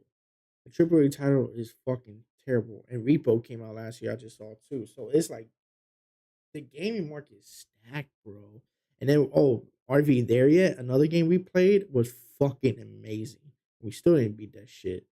Schedule One, yeah, that's another good one. Hello, Mayo. Damn, RJ looks mighty white with that, my boy. Oh yeah, because of the article is all white. My brightness and my monitors are high, even though like it's yeah. I saw a video saying people don't hate Bandai enough as well as Sparking Zero and all ben, Banana Namco, whatever the fuck they're called, the ones that make all the anime games. I saw the video about that. People were saying that one game they made the what you call Naruto Ninja Storm 3 or 2 was the most banging one, and they've been making every anime game since for every genre and really make it rinse and repeat. Fucking stupid.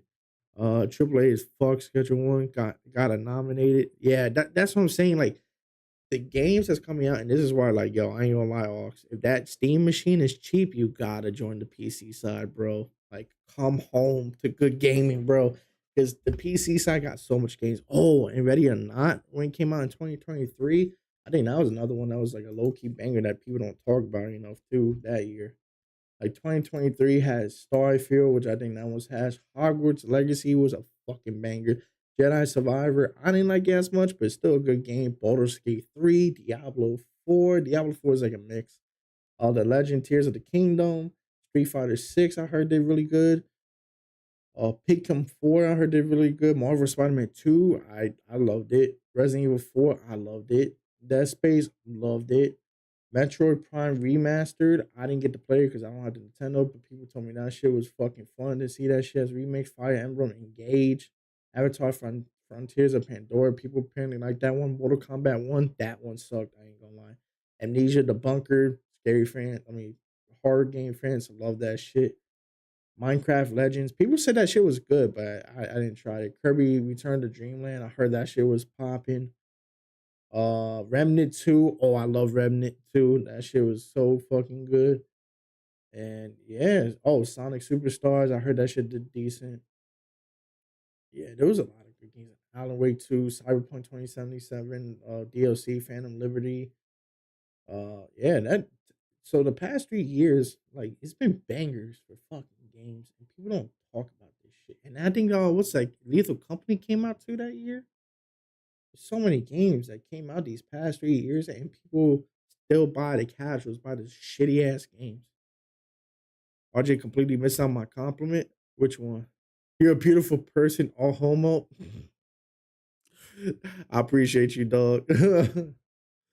But nah, I find this fucking hilarious, dog. Like this is so that's why I'm like, that's why I asked you guys, what do you think the state of gaming is at? Because isn't this weird in between for me? Like you have games that's ruining the industry, like these AAA titles, the sports genres, and anime titles are fucking terrible right now.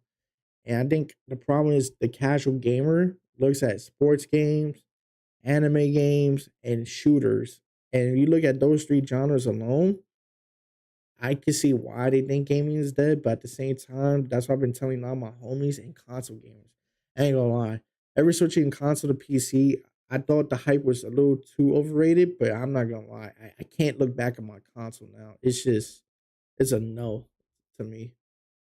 Uh RJ, real quick. Uh-oh. I didn't do I'm not the father, DJ. What's up?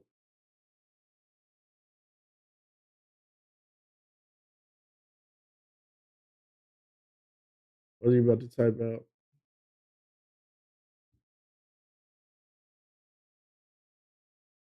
And Shadow Erdtree just a DLC or full game? Shadow Erdtree is a DLC. Um, and that shit is like as big as a fucking full game. It's $40, but you got 120 plus hours of fucking shit in that game. Like that Shadow Erdtree itself could be its own fucking game. That's how big it was, bro. The fact that they gave it for $40, I feel like as a person that plays Shadow, I still didn't finish it. I feel like it's a fucking steal. Because I'm like that game, that DLC alone could have been another $60 title, and they charged 40. I was just like, and I got the box, so I paid like $120, and I got the whole statue, the map, and all this shit. It looks really fucking dope, and I bought that shit for 100 fucking 20. It came with a lot of shit in there. It had like the map, it had artwork, it had a booklet, it had the statue of the boss, one of the biggest bosses, and all that shit. It was dope. And then I got the physical and like the key copy, whatever. It's pretty cool. I'm not gonna lie. I love the shit. I thought that shit was worth it.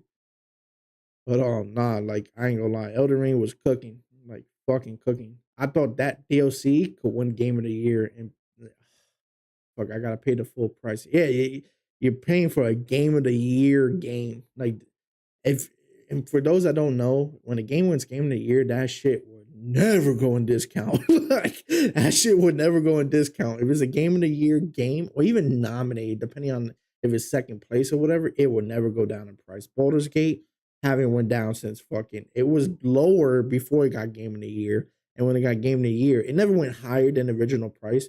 But when it first came out for PC, it was like at $40, and then when it came out fully released, because the PC got a beta tested, when it came out fully released, it was $60, and they added all this content for free on it. And now since they got Game of the Year, it's still 60. And if you buy the Game of the Year edition, it comes with like the map and all this shit. It's fucking like $80. But they made a cool thing where even though it wasn't crossplay, they made it crossplay now, and they also have cross progression, so you could cross your progression between the console and the PC, no problem if you link your account. Should have grabbed it for Black Friday. If you want to play Elden Ring that bad, let me know on the side because I'll make something happen. Because I ain't gonna lie, I do love me some Elden Ring. So if you dead ass trying to do Elden Ring, I'll be down. But like, but nah, like shit. But that's why I've been playing Where Winds Meet because that game fucking kind of has that little exploration vibe like Elden Ring, and then it also has the gameplay that's like Ghost of Tsushima. Is I ain't gonna lie, bro. I really think you should try it. Just try it, bro. I think you'll like it, bro. It's fucking good, bro. It's fucking good. Like I was surprised, like Where Winds Meet. Like at first, I was just like the first hour, I was like, I'm not feeling this too much. I gave it a few more hours.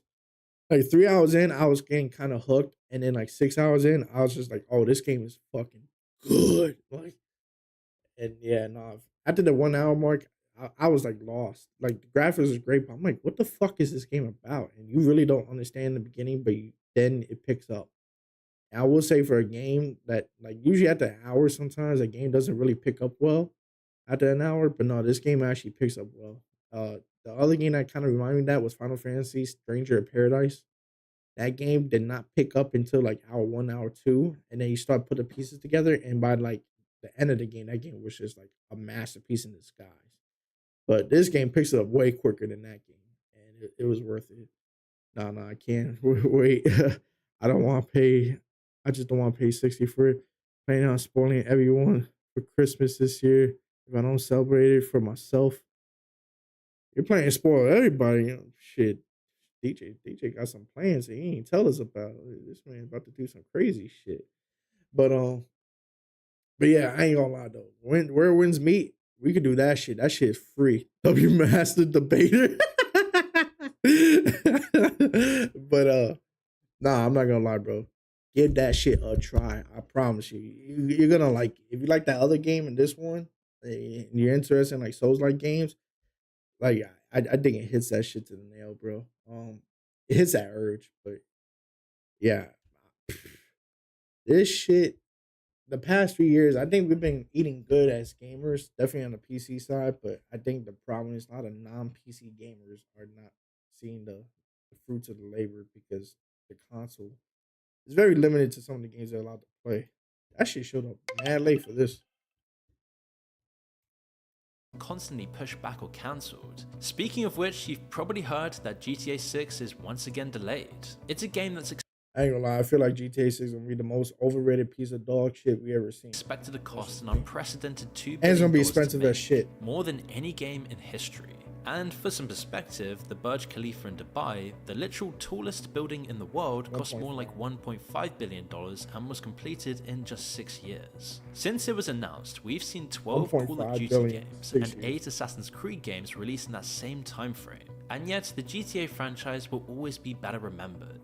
People don't care if it's going to cost a bunch or when it's even going to be released, because Rockstar is seemingly one of the only AAA studios that still builds the magical game experiences that we had in the golden era. But this super slow, expensive development model is just so incredibly risky, because making a profit from this kind of game will just become harder and harder without charging through the roof. There's so much riding on it, it's literally a once in a generation event, and probably the only game that can save gaming right now. How crazy is that? A game people are genuinely excited for that might happen once every decade or so if we're even lucky. I ain't gonna lie, I'm gonna be like that old lady when I grow up, bro. I'm on my lawn and I'm just pissed off. I'm In-game just transactions sucking money out of players, the working conditions have also become terrible too. We saw this clearly when the gaming publication Kotaku investigated behind the scenes at that car crash Fallout 76 release, where they found evidence of QA testers working 10 hours a day, 6 days a week, with low pay being offered pizza and a $200 bonus to give up. I ain't gonna lie. I'm gonna be 100 with you, bro. This gotta be cracking. I'm gonna tell y'all right now. This sounds real fucking arrogant, but I'm gonna say it anyway. If your company, if any company offers me free pizza as a reward for my hard work, I'm quitting. My company has not done that. But if any company offer me free pizza as a fucking reward for bringing them more dollars and everything and putting more work in, I'm quitting. And I suggest anybody else in that situation to quit. Now, if you need to look for a job before quitting, absolutely. I would suggest that way, but I would start looking for another job that day. Like, I'm telling you right now, if any job gives you a free pizza over a paycheck or more money or anything like that, quit that job. I know it's a very hard market and all this shit in the economy.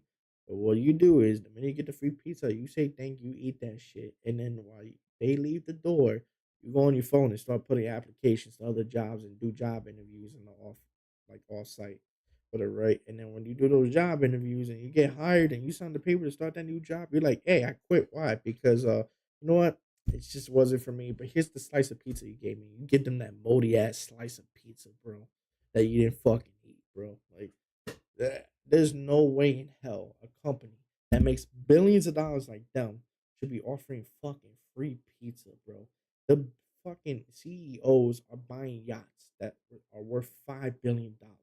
And you're telling me the best you could do for people that's working fucking 80 hours, 60 hours, whatever the case may be, 50 hours, even 50, I think is fucking insane.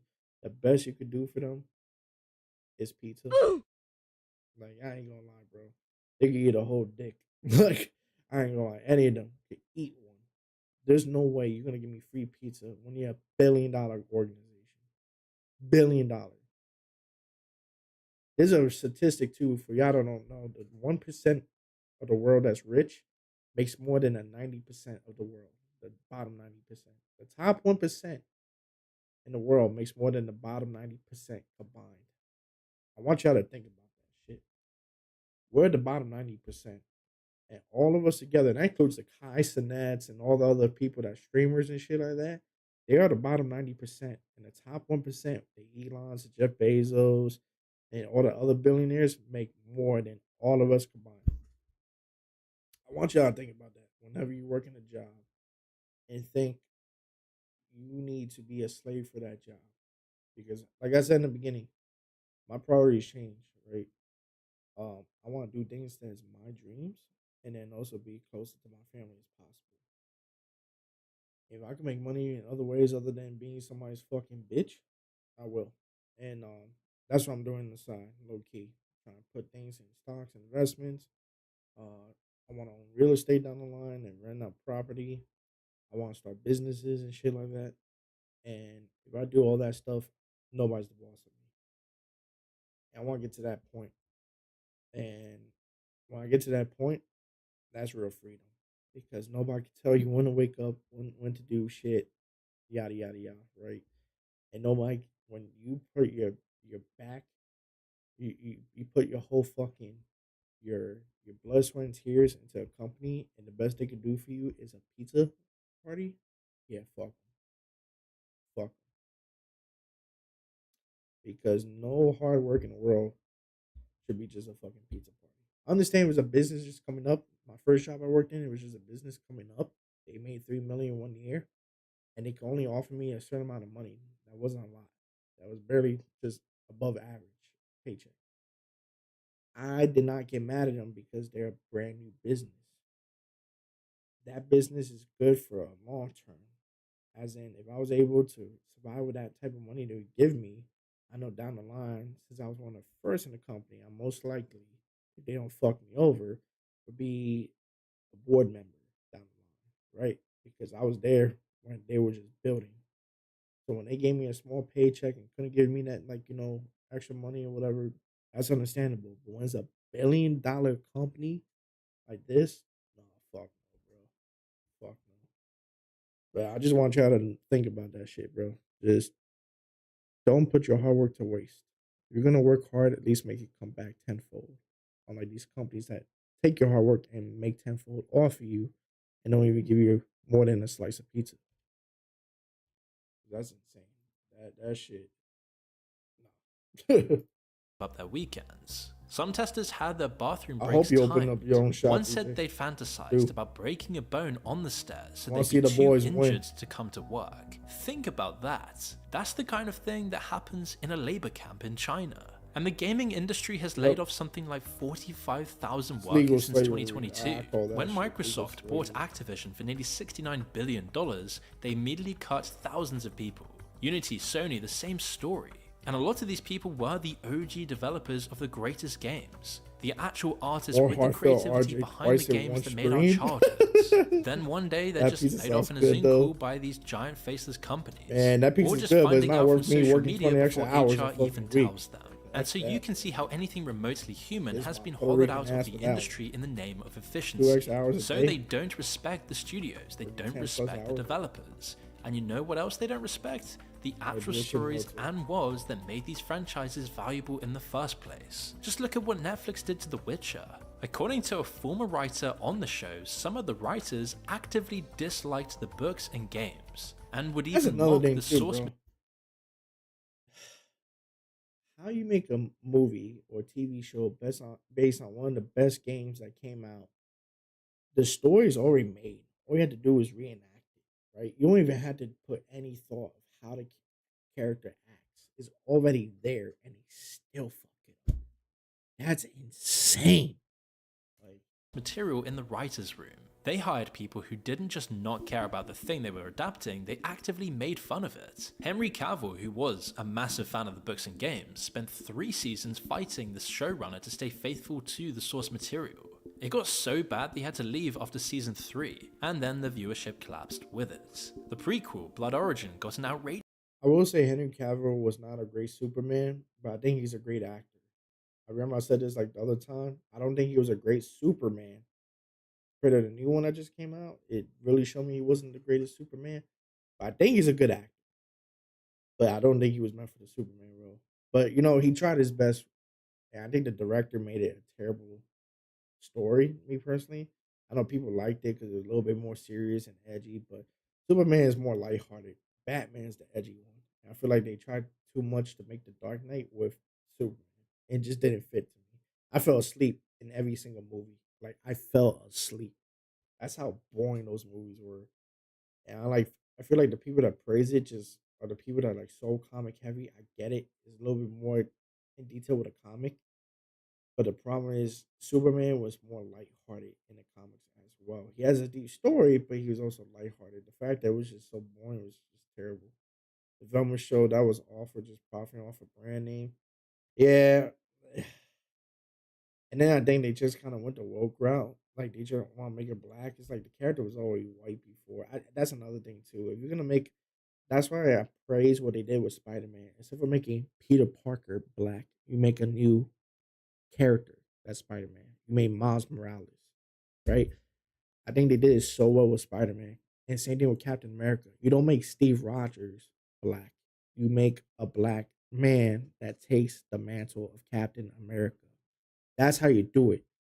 Now, if there was a brand new character you made it black off the rip, that's something different. What, Miles Morales is already a character? No, no, but that's what I'm saying. He was a character, but they made him Spider Man rather than Peter Parker being black. That's what I'm trying to say. Because the problem with these type of like the Velma show, for example, they made Velma black when she was already a white character. That just doesn't make sense, right? They was thinking about making Superman what's his name, Clark Kent specifically, Michael B. Jordan.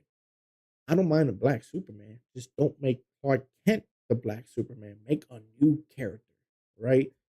Make a whole brand new character. Give him like Miles Morales. Make him born in a black culture or Puerto Rican culture or whatever the case may be, Asian culture, whatever you want to make him, and make that person come from Krypton or the kid of fucking Superman that he married a black woman and had a kid and then that kid became the new Superman. Make it something original.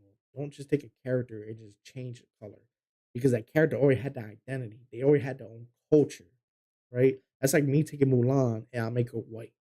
Mulan is an Asian character. Her culture is Asian. Her personality is like an Asian custom.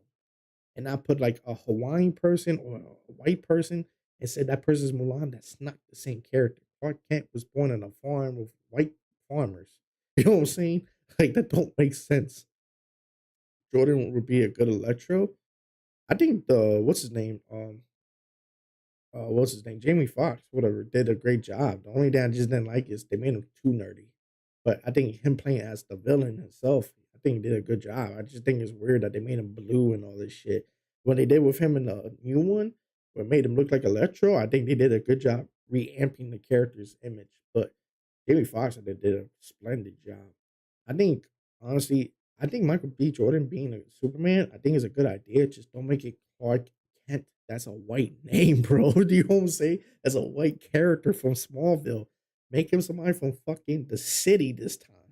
From the actual metropolis that grew up that didn't know he was a freaking alien that got adopted in a adoption center or some shit. This one came from the meteor. This one was found in a freaking fire, like a fire. What's it called? Those bins that they put babies in the fire departments, and they take them. Make him some shit like that, and then he got orphan parents just like Clark Kent did, and became Superman. You could do something like that, bro. Like it's not hard. It's this whole thing of rebranding people to another color, Ariel being black too. I was just like, come on, bro. We all knew her as the white girl. I get it. It's a fictional character, but the fictional character already had an identity. You know what I'm saying? Make a new identity. Make another mermaid. I'm completely fine with that. Like that makes no sense to take a already made identity and then change the color. It just doesn't make sense with the culture and background of it. Like it's like you take Denzel from Training Day and his character, and then just make him like another character, like another race. It's just like his character is good because of the race and background he came from. He came from poverty in the hood and became a cop, and then he realized he could make more money being a corrupted cop. Like you can't really make that work with a white character that's rich or whatever, that have that rich look, snobby look. You have to make it a character that makes sense. Like you have to make the culture mixed with that name and then that person. But they're doing this with Velma. Velma was this nerdy white girl this whole time, and and this is a like 40-year cartoon, and you change it. That's like me making Tom and Jerry a different fucking animal. It just don't make sense. Tom is always a fucking cat, and Jerry was always the fucking mouse. You can't just change the animals all of a sudden and think, oh, this is Tom and Jerry. No, it's not. Like you can't. Why you think Simpsons did Itchy and Scratchy other than copyright reasons? But too, like that's how they made their characters, right? It's supposed to be a parody of them, but at the same time, it's like they made it that popular shit to represent that. And there's no point in Itchy and Scratchy changed their names and the shit neither. Like it just makes no sense. They might do that in The Simpsons just to make fun of that shit, but at the same time, it just doesn't make sense. But think also Superman has been fucked up too many times. Yeah, I don't think they don't stick to what they got. That's a problem. I think the Superman actor also played the show were fine. Played the human side really well. I will say that the Smallville and all that shit. Yeah, they did a good job in those. I'm shitting on the fans, which is exactly the demographic they're promoting to be most by using the existing characters. That's what I'm saying. Like, look at Miles Morales. I think he's the perfect representation of what you could do with an already made power of a superhero and just make another one. Like it's really not that hard. Even Batman's son, Damian Wade, it's like Batman if he went evil. Damian Wade is only a teenager right now in the comics, a 13-year-old. But you seeing what happens if Batman actually like commits to his dark side. And it's fucking great. Like you don't just make Batman a bad guy because it makes no sense based on his moral code and his personality. But you make his son and to make his son what would Batman be if he didn't follow a moral code? I love it. So yeah, it would be a totally different print. Imagine Tom and Jerry was British in the US. Yeah, that's what I'm saying. I still yearn for a Batman Beyond adaptation. Yeah. I still Dangerously wishing for bad like a real 13% movie of audience score on Rotten Tomatoes. oh, So 13. far, this all looks like a classic tale of corporate corruption and greed, but there's honestly a darker edge to this all. I mean, you've got to wonder, are people actually having fun when they even play these games these days? There's a crucial difference between fun and compulsion.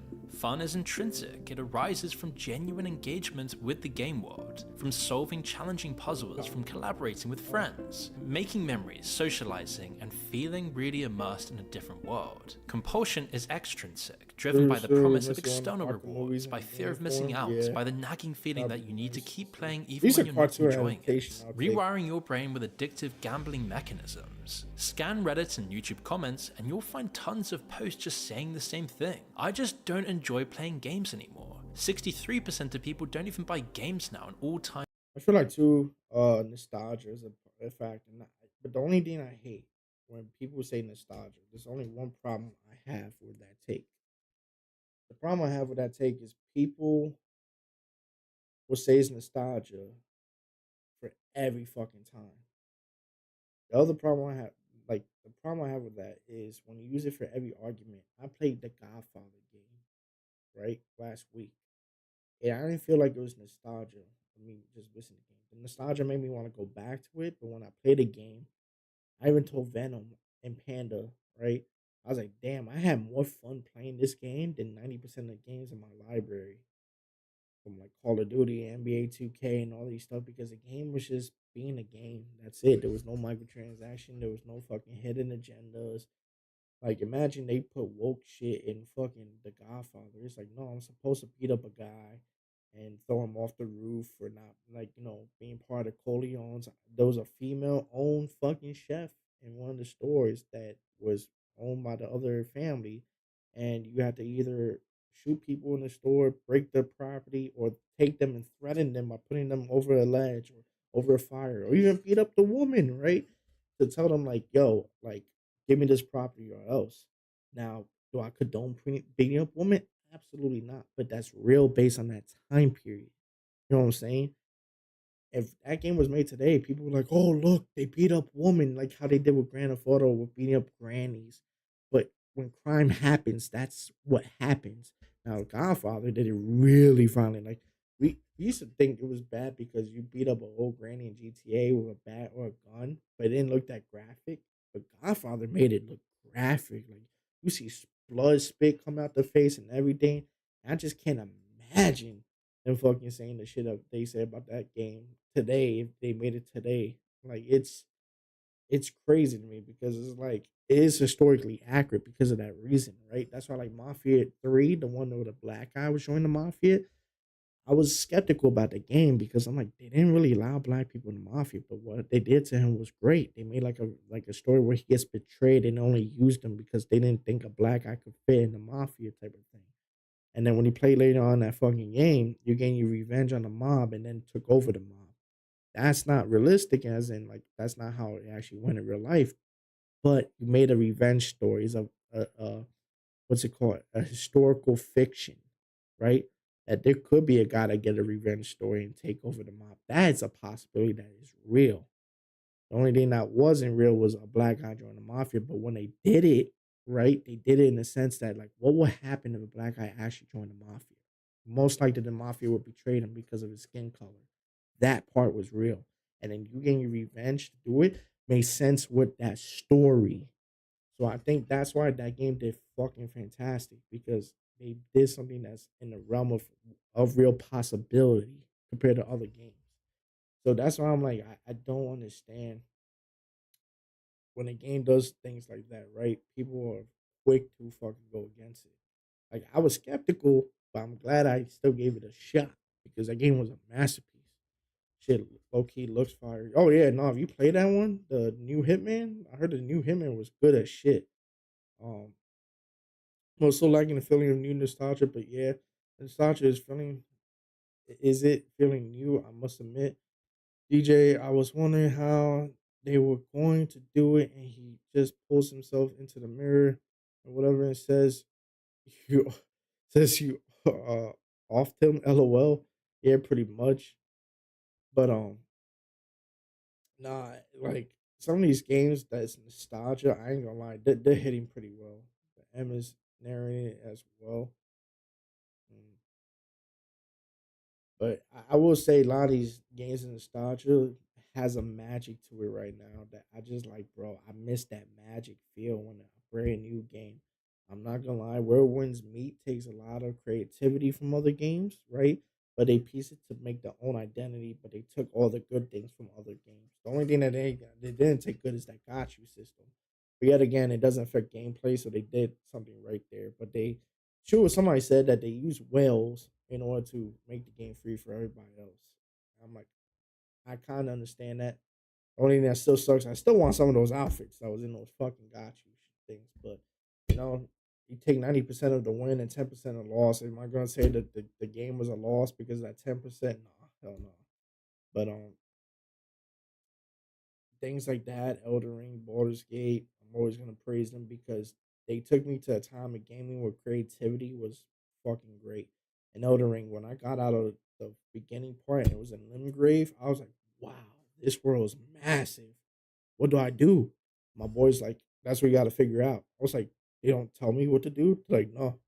I was like, are you serious? He's like, yeah. I was like, I feel like a man, bro. Like I didn't feel like it. Like you know how they tell you and they showed like an arrow or like a way marker. Like no, there was none of that. It was like figure it the fuck out or your big boy pants. I haven't felt like that since like a PlayStation One, PlayStation Two game, bro.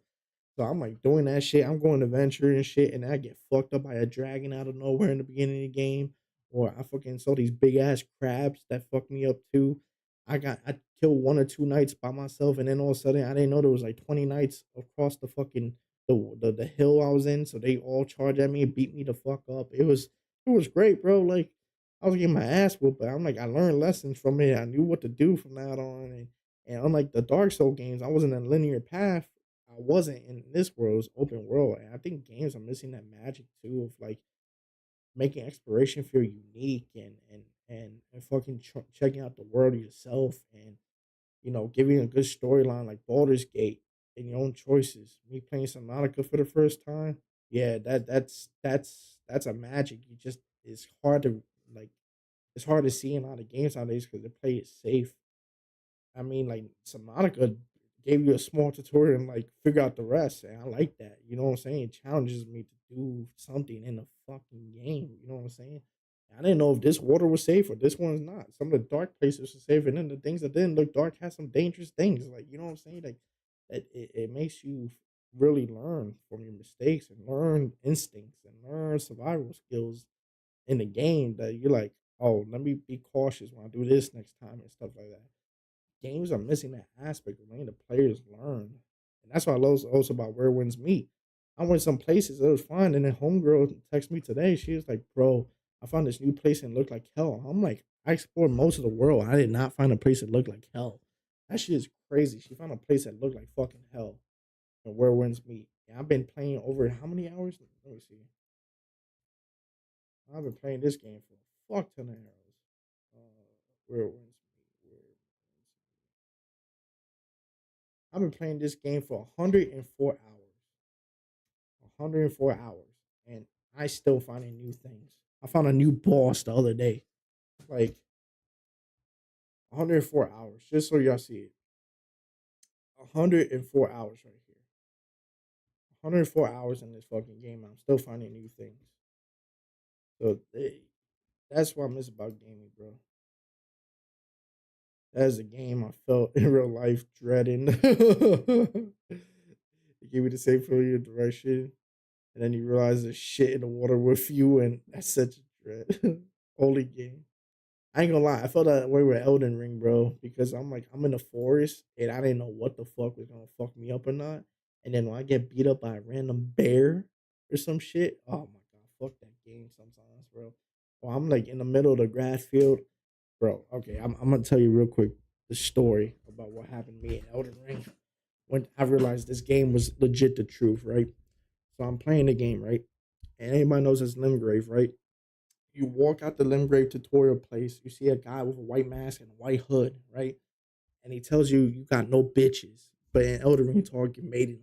But he said pretty much in English, you got no bitches. And I was just like, bro, I'm gonna fight you, right? Like I was ready to go at it because I'm like, bro, like I might be single, but that don't mean I don't get bitches. Slay, you know what I'm saying? And then my boy was telling me like, yo, like chill, like don't kill him. He's gonna be useful later. I was like, you sure, bro? He said I get no bitches, no hoes. You know what I'm saying? Like I can't allow that shit in my manhood. And bro, he said that's old me. And then freaking he was like, nah, man, just don't. And I saw a knight on a horse just walking peacefully. And I'm just like, I know that guy because when I first watched my boys played it when they launched at midnight, I saw they went up to him and he didn't talk. He just all about the hands. So I already knew by watching them. I spoiled myself for the first 30 minutes that guy is not the guy. So I sneaked around him and went to the little broken castle. I met the trade merchant there and I was like, Woody woo, yo, give me this shit so I could summon my boys. My boys gave me that much advice, how to summon people and what I need to get just in the beginning game to start. After that, they're like, you're on your own, dog. I was like, cool. That's fair because I want to learn this shit for myself. So then little me walks to the side. I fight some knights, whatever, right? Woody woo. I was getting fucked up and I saw some crabs. And I was like big ass crabs. They're like the size of houses. So I tried to fuck them up, but they weren't that bad. But you know, they had a lot of health. I fucked them up. I was feeling real good. I was just like, oh yeah, this world got fear me. You know what I'm saying? And then I see this like fucking grace. The graces are the checkpoints or the campfires, right? Where you get like little teleport to, or you can restore your health without using potions. So I was going to that grace. I hit that grace. It's right next to the river. I was fighting the crabs. But then I see like some shiny shit in this little like remote little grass, like, island that was on this lake. And the lake you can walk on, it's like it goes to like your knees or at most, right? So you're still able to walk on it. So I'm walking over there. I said, let me go on top of this little hill. I see some item and I hear like people and they're on crosses. They're like, and they just like lay on the crosses and whatever. And then like I guess the damned souls apparently, or people that was getting tortured. And I saw a bunch of dudes with like hoodies around this item. I was already fucked them up, but then they just moved out the way. I guess they were pacifists or some shit. They're like zombie priests or some shit. So I'm like, cool. Let me grab this chest. And all of a sudden, if you know that noise when you die, you hear chink. Like it sounds like a fucking bell. It's going chink. Like, and you hear that shit, and that means you kill something or you die. I heard chink, chink, chink, chink, chink. And I was like, wait a minute. I heard like 8 of those chinks. And what there was 8 of, those priests.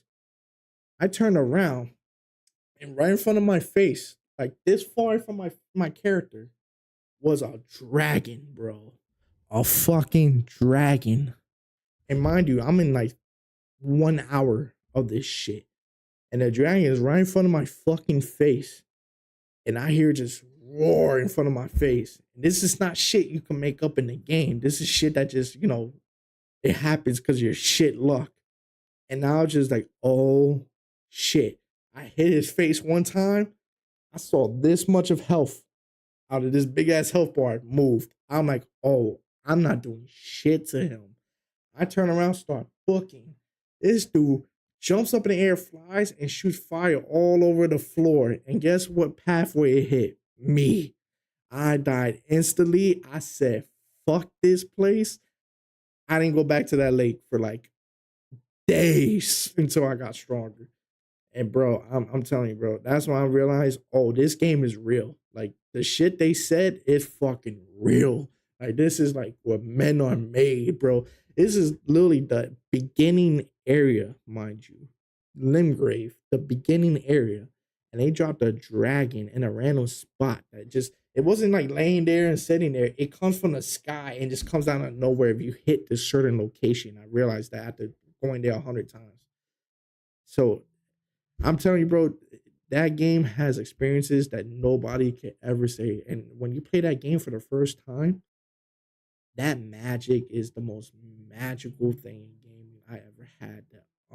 Like that dread feeling you was talking about, DJ, and then just like I want to see the world and what it offers me, and I want to know this lore. I want to know what the fuck is going on, what the fuck I'm doing, how the fuck get more powerful, how to survive, and all this shit. You just have all these thoughts in your mind, bro. And then when you do that shit with multiplayer, you think it'd be easy? Nope. What a mochi. I was like, that shit is not easy. That shit is hell. So I'm just like, nah, bro. I don't like that whole flower BS. Yeah, other than that, yeah, that shit sucks. Damn, you still OMN? What's OMN? What do you mean? But I'm not gonna lie, bro. That shit was eerie, bro. That shit, that feeling. I was still on, of course, bro. I'm a streamer. You think I'm gonna stream for 30 minutes and get off, bro? Fuck that, bro. We got entertainment here, bro. But nah, when that shit happened, I knew the game was something different. And then more and more when I fucking played a game, I didn't realize how much I still had to learn even when I got further. I was like, man, I could beat this game and I get another fucking part that I was stuck in. And then I fucking beat that boss and I felt like a god, bro. Like there wasn't that many games I beat and I feel like I accomplished something. I feel like everything was easy. When I beat something in Elden Ring, I felt accomplished, bro. Like I was like, bro, I know people didn't beat this boss. And then when I see Sekiro, that's another one. But yo, when I saw the achievements, and I did some side bosses, it said like 5% of people beat this shit. I was like, yeah, bro. Like I got this trophy. Y'all didn't suck it, bro. Like that game is amazing. And the amount of people that don't beat that shit is crazy to me. Because when you beat the game, it shows you like only like 5% beat it, 8% beat it. And it's still like that now. When I played it recently, like I played it in my boy's account back then. I beat that shit and it was just like freaking 15%. Like a lot of people don't beat that game, bro. Like a lot of people don't beat it. That's why I crack up when people say, "Oh, I beat the game." I'm like, "You're lying." Like when they were in Kai's that stream, because it says majority of the PlayStation users hasn't beat that shit. Even with Xbox too, most of y'all don't got that achievement. So like that game, that's what men are born. That's why every time you see me play a game, I was like, man, I ain't worried. I beat Elden Ring, bro. Like when you beat Elden Ring, bro, that's a flex because you feel like you can beat any game, bro. So that's why, like, anytime I go against a hard boss, I'm like, this ain't shit, bro. I beat Elden Ring, and then I fucking do a round 2 and round 3 and finally beat it. But nah, fuck that shit, bro. I swear that game. Oh, I swear those stats are wrong. I don't know about that game, but I paid 100% in games recently, and shit has been sus on that stat. What game? Time low, You talking about Elden and Ring? players no longer care about so many of the things that made those early games from the golden era just so magical. Most gamers today care less about strategic thinking and planning when playing games than the average gamer did back in June 2015. The reality is hard. That's you, Reg. You got the Gen Z brain, bro. They said the people nowadays don't like thinking, they like the mindless games. That's Gen Z. That's Reg over here, bro. Reg, why you ruining gaming for us, bro? Call me Unc and shit. You're the reason why my game suck, bro. Isn't You got that 5-second fuck you Hard mean, games Unc? might get a You only cult have a following, but 5-second never be as mind span profitable before as you get bored of a easy, game, accessible bro. brainrot games They just like said Gen Fortnite, Z's or even ruining this just shit. random stuff like Subway Surfers. Shit's So why crazy, are bro. revenues still so high? Well, it all does really just come As a down fella to these Unc random preach. rewards Yeah. and how addictive they Man, are. look at you, But there's Unc. absolutely A few months nothing ago, you random admit you about was how on. they're Look at designed you, to bro. extract profits from Put players. some respect on Back my in name, the cuz. Listen, 1930s, a bro. Harvard You're ruining my psychologist games, named bro. B.F. Get better. Skinner built Get a better, box bro. with a rat inside. Start The being rat used pressed to a lever and strategic got games. food. That's simple. I ain't gonna lie, bro. I'm gonna say one thing about Gen Z, bro, that pisses me off about y'all. I think you have a bright future, a lot of y'all, based on intelligence. But what makes me so mad is y'all so intelligent to a fault. My problem with y'all is, let's just say there's a puzzle in a fucking video game. Y'all will literally Google the puzzle after one try, bro. That shit gets me so fucking tight. Or y'all will watch the gameplay and the story of the whole game before playing it. Like, shout out to my homie Prince, but bro, Prince is a fucking guilty culprit of this shit. The amount of times I see him watch a whole video of a game, because you know how streamers get it sometimes a week before then. He'll watch the whole game and say, "Oh, I know what happens in the story." I'm like, "How? The game just came out 10 minutes ago because we waited midnight."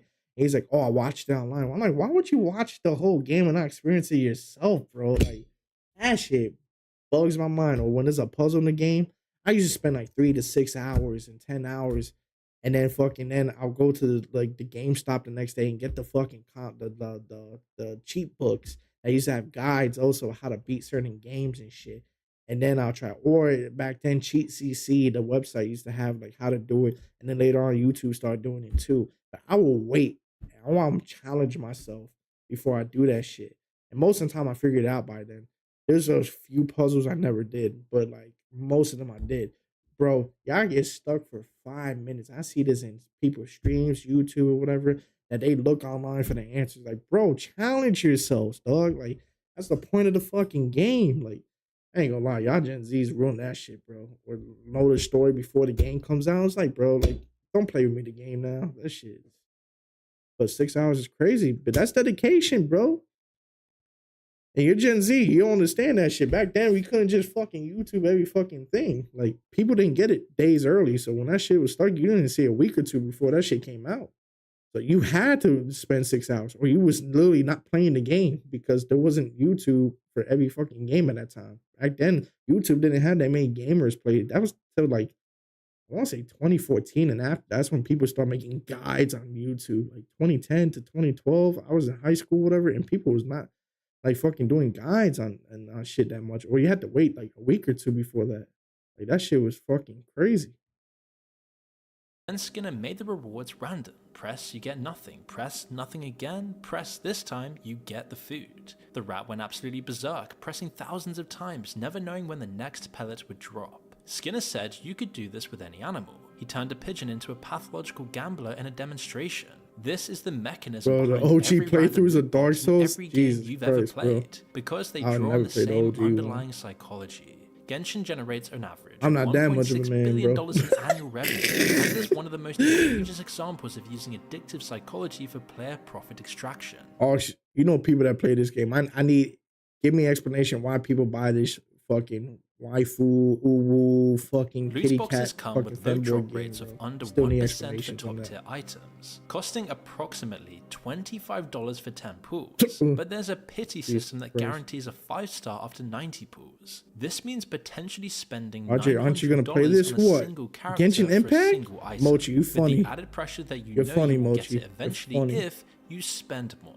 Valve even, who were once play the 3 good and guys, spend actually hours figuring pioneered out these typically exploitation puzzle games. techniques. Here's a stat that will truly shock you. Because it's free By and April covers the bare 2019, minimum over of RPG, 71% MMO, of the right most played elements. Steam games featured loot boxes, with 86% Now, oh, she already said the political reason. Now tell me the real reason why they bought that game. I'll be playing that containing game. cosmetic microtransactions. Valve earned nearly $1 billion from Counter-Strike loot boxes in 2023 alone. They claim they have Jesus. no business relationship with gambling sites, and yet Right. their entire system enables a massive grey market of skin gambling, in addition to cryptocurrency laundering. In late 2024, Right, yeah. DayZ creator Dean Hall finally called them out directly on what we've been You talking proceed, the about in this banners are video. turned Quote, off. Valve does not get anywhere near enough criticism. Ooh. I'm honestly disgusted They with earn the a whole gambling lot mechanics more of than video that, games at all. LOL. They have For absolutely the people no I place. know, like Yanis, who worked other as Valve's unks, economist, I don't said in know about the 2024 Gooners that and Valve waifu helped side. create a hellscape, which he described as techno-feudalism, a system where corporations profit from digital platforms they insane, bro. fully I ain't gonna control. lie. Consumers live inside what he calls a digital fiefdom, where they don't own anything. They're forever paying some form of rent. Practically everything demands a subscription. Yo, I ain't gonna lie. Stop killing games. Gotta stop this bullshit right here. Not only own games when I bought $70 for that shit. Yeah, eat a dick, bro. I'll pirate that shit before you tell me it's not my fucking game. I ain't gonna lie. Because there's no way I spend hard-earned money, $70, and you tell me I own a license? Nah, fuck that. I'm gonna own that game one way and another, bro. Because I paid $70 fucking dollars for that shit. $70. You gonna tell me I didn't own it? Yeah, nah, bro. Don't say that shit. I would tell people, yeah, pirate that shit. It ain't me breaking the law at that point. subscription or a small Send it out to the ongoing whole public cost, because you want to pay eroding that our stupid game, ability get to stupid own rewards. That's anything why people do outright. crime And he's afterwards just because right you're on robbing so people. many That's what's levels. happening. Levels that go beyond gaming. When you and rob people, percolate people into gonna do every that shit inch in of our digital retaliation. society. But when games You are don't like own your software anymore. literally It's all owned by people, subscriptions. they You don't own do your that music or shit. movies. It's We seen Spotify that and with the Netflix music until they industry decide back to then. pull content you paid for. You don't own your home. Blackstone bought them all, and now you're a permanent I love renter. pirate shows Even and your movies. job I ain't isn't gonna lie, bro. stable I anymore. don't blame Welcome to people the for gig doing economy, it because where when they you say own shit like nothing, that, where you not own even nothing, job yeah, nah, security. bro. You want to They're buy a gonna own car, it one you're way or gonna start another. needing a subscription Don't too. get those people Once tech fucked up, proved bro. it worked, once they conditioned an entire generation to think I you would own literally nothing and port be that happy was CD normal, of the game every or other that industry licensed took game into my note. own The fucking gaming hard industry drive. is a And massive they're gonna be like, innovator oh, of why this did you model, take this? making I spent gaming $70, Your companies Honor. Here's the compulsive and receipt. endless It's and mine. boring. You don't need to make people happy Fuck with that creativity TLA and or immersive whatever world building. user You agreement just shit. need I to didn't make agree them to that unable to bullshit. stop and rake it in from ongoing I already spent $70 and they transactions. tell me Why to agree spend after I bought 5 years $70? No. crafting the next Skyrim when you can spend 6 months building a live That is a service game scam, with a Your battle Honor. pass, daily challenges, and FOMO mechanics that just keep people logging in every single day? You Oh, you saw probably the video I noticed that posted highly last week anticipated about that games shit. just It's fail looking so good. often Yeah, I these saw days. it. But Yeah. the truth is, they rarely I've seen some matter to the shorts about that shit executives making too. the decisions. Because when it does work, when you get a Fortnite, a Genshin Impact, and Apex Legends, the money is so obscene that it justifies every failure along the way. But there is Who the another side to fuck? all of this that does offer a small glimmer of hope. In 2024, indie Boy, if you games don't made get up the fuck nearly outta half here. of all Steam revenue. 5 of the top 10 highest grossing games on Steam were indie titles. Come here and just Tools like promote Unity and yourself. Unreal Engine made it Insane. possible for small teams to build games without massive budgets. Platforms like Steam Bro, let it's them some reach players directly. dude from When you're not Asia answering to shareholders demanding massive just growth telling every people quarter, to fuck it. you Yo, can everybody's focus on reporting making this something kid too. genuinely great. But it's not exactly That's a fair insane. fight. Just when people For with every chats success doing story it you is hear about, insane. there are thousands of developers who spent years making games almost nobody plays. And even the successful ones are competing against a huge money-making machine. AAA studios have marketing budgets bigger than entire indie development costs. They have established franchises, brand recognition, and algorithms that favor them. Small teams are making better games with a fraction of the resources, but the system is designed to crush them anyway. And I think the saddest part is how we've just accepted this as normal. An entire generation of gamers has grown up thinking this is what games are supposed to be. And yet I ain't gonna lie, bro. I might be unk to some people, but yo, at least unk has self-respect and know that this is not the gaming industry, bro. The one problem I have with a lot of this shit, like he's about to talk about with that, right? I think that's how he's gonna end the video. Is like it's sad that I have homies that are younger age, like Reg over here, a DJ and stuff like that, early 20s, whatever, that tell me like, yo, that's just how games are. Not you guys, maybe specifically, but others, right?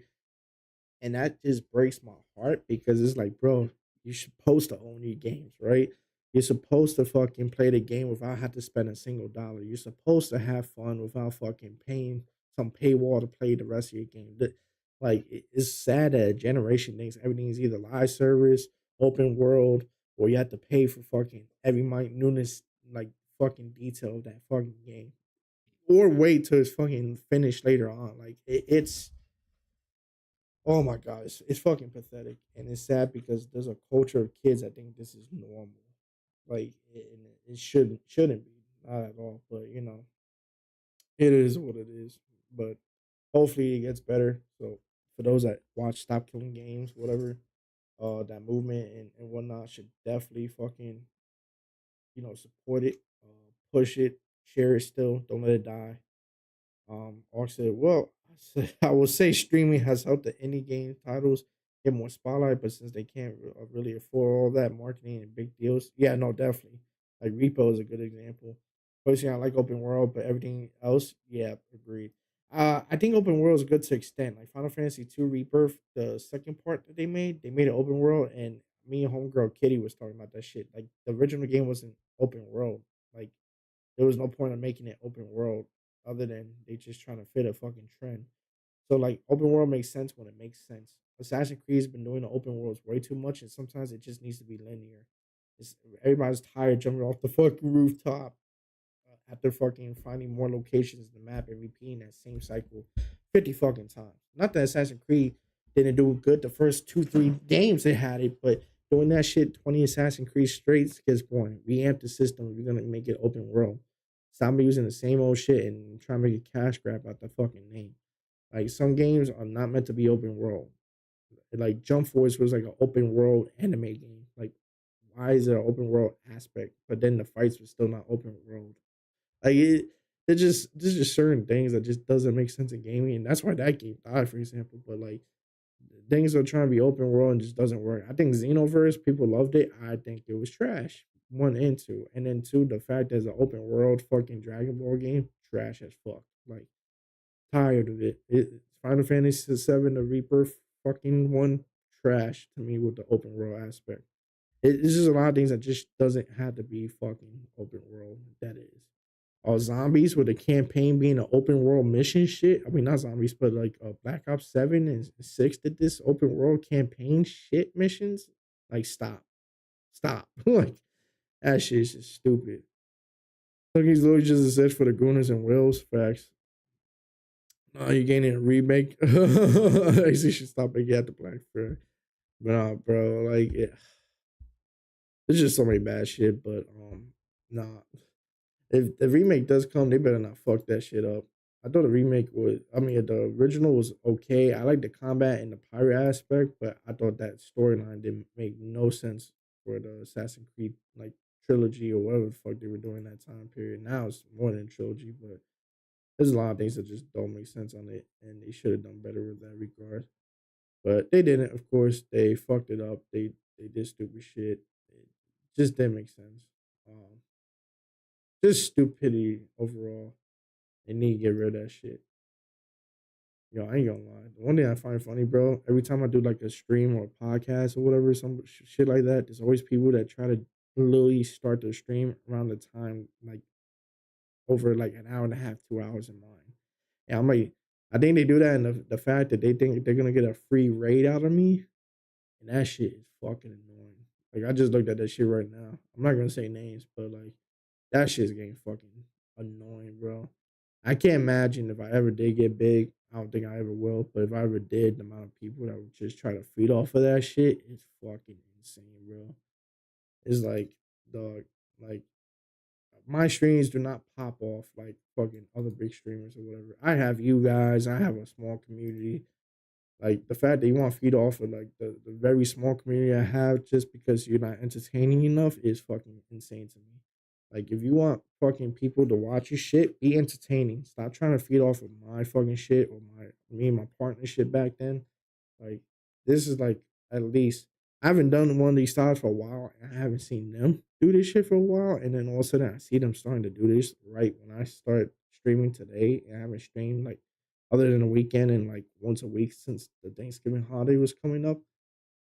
That's insane. Like, that was just not even a coincidence at this point.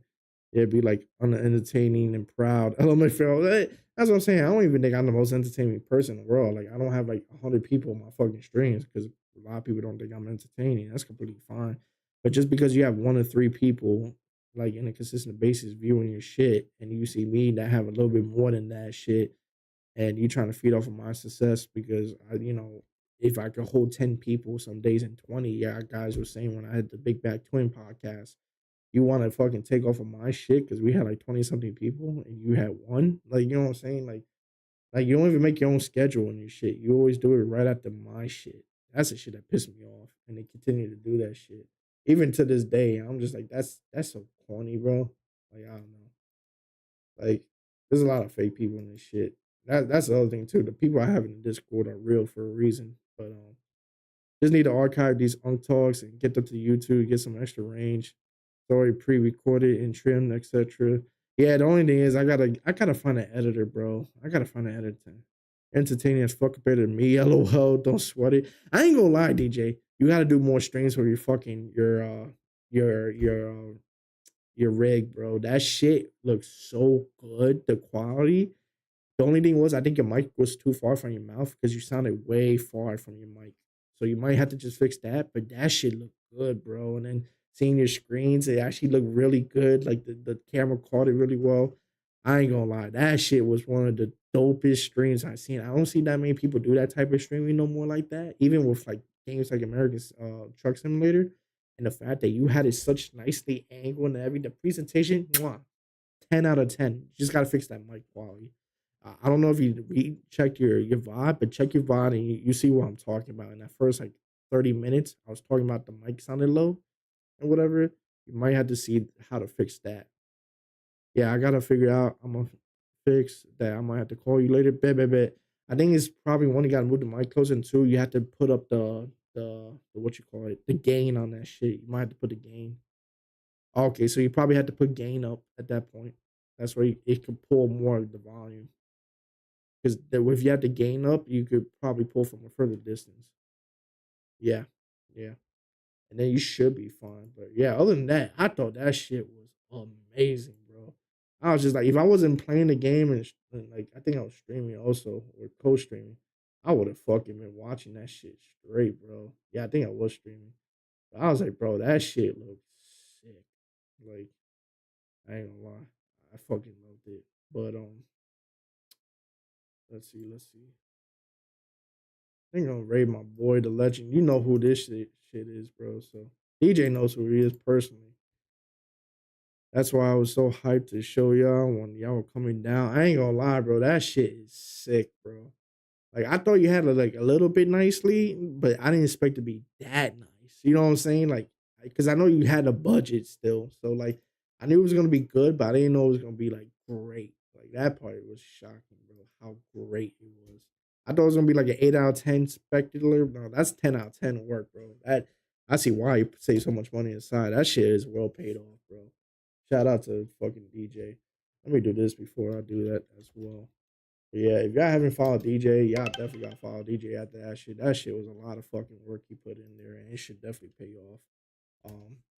But yeah, if we get that mic going too. Good job, Vincent. Oh shit! This is the most famous moment right here. Hold on. This is Leo. huh? You're a cop, shit. bitch. You Bro. evil bitch. Damn. That's DJ crazy. True Colors. Wild. That's DJ just- crazy. Yo. I don't even want to try See, your way. this is why RJ wants us to play this. Makes perfect sense. Yeah. Ain't gonna turn on me. You see that?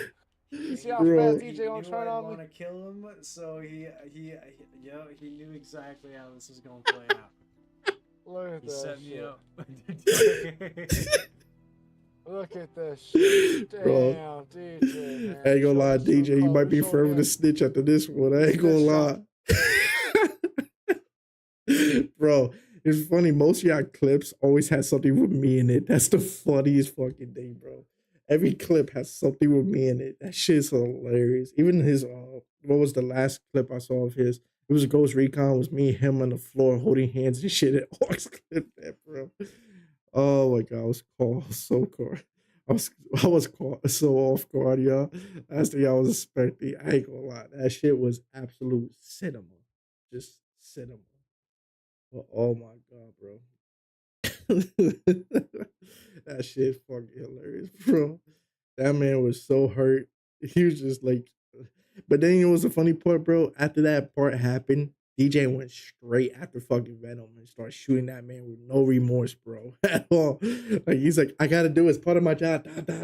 Just no problem. Bro, that shit had me crying. The first 6 seconds, my sides was just me processing, bro. Yo, I ain't gonna lie. When I played that shit with my boy, I was Vincent. I was Leo and he was Vincent. And when I found out he was the cop, I was like, bro, that fits you so well, dog. And he's just like, bro, no, I can't do this. I was like, no, you could, you little bitch. And I mean, it was cracking up. He's like, no, I can't do this, dog. And I was just like, I dare you put me in handcuffs. They have a QTE to beat your ass. I'm gonna do that shit real quick. Bro, we was fighting in that end, bro, and then we just started crying like that. We're like, bro, I don't want to kill you. I don't want to kill you too. And then I had the gun, I pointed at him, and he just like, do it, dog. I was like, I can't, bro. You got a wife, and you can't. I was, bro, we was 2 grown men snot bubbles and shit. Like we end up fucking like, I can't believe it, to like snot bubbling, and bro, and it's funny because me and my boy Josh, Kilowatts. me and him always wished a game that would let you betray each other in the end type shit after like working together in a co-op. We thought it'd be like a samurai game or some shit, but when it happened in that game, bro, it just hit different. Like you literally work together. Like let's just say you have a brand new friend that you play that game with. You will build a bond after that game was over. like that game just made you work together, think shit through, make decisions together, and see each other's point of view. Masterpiece of a fucking game, bro. But yeah, I ain't gonna lie. That shit was funny, y'all. I appreciate y'all for coming through. We're gonna be out of here. And yeah, we might do this more often. Until then, peace.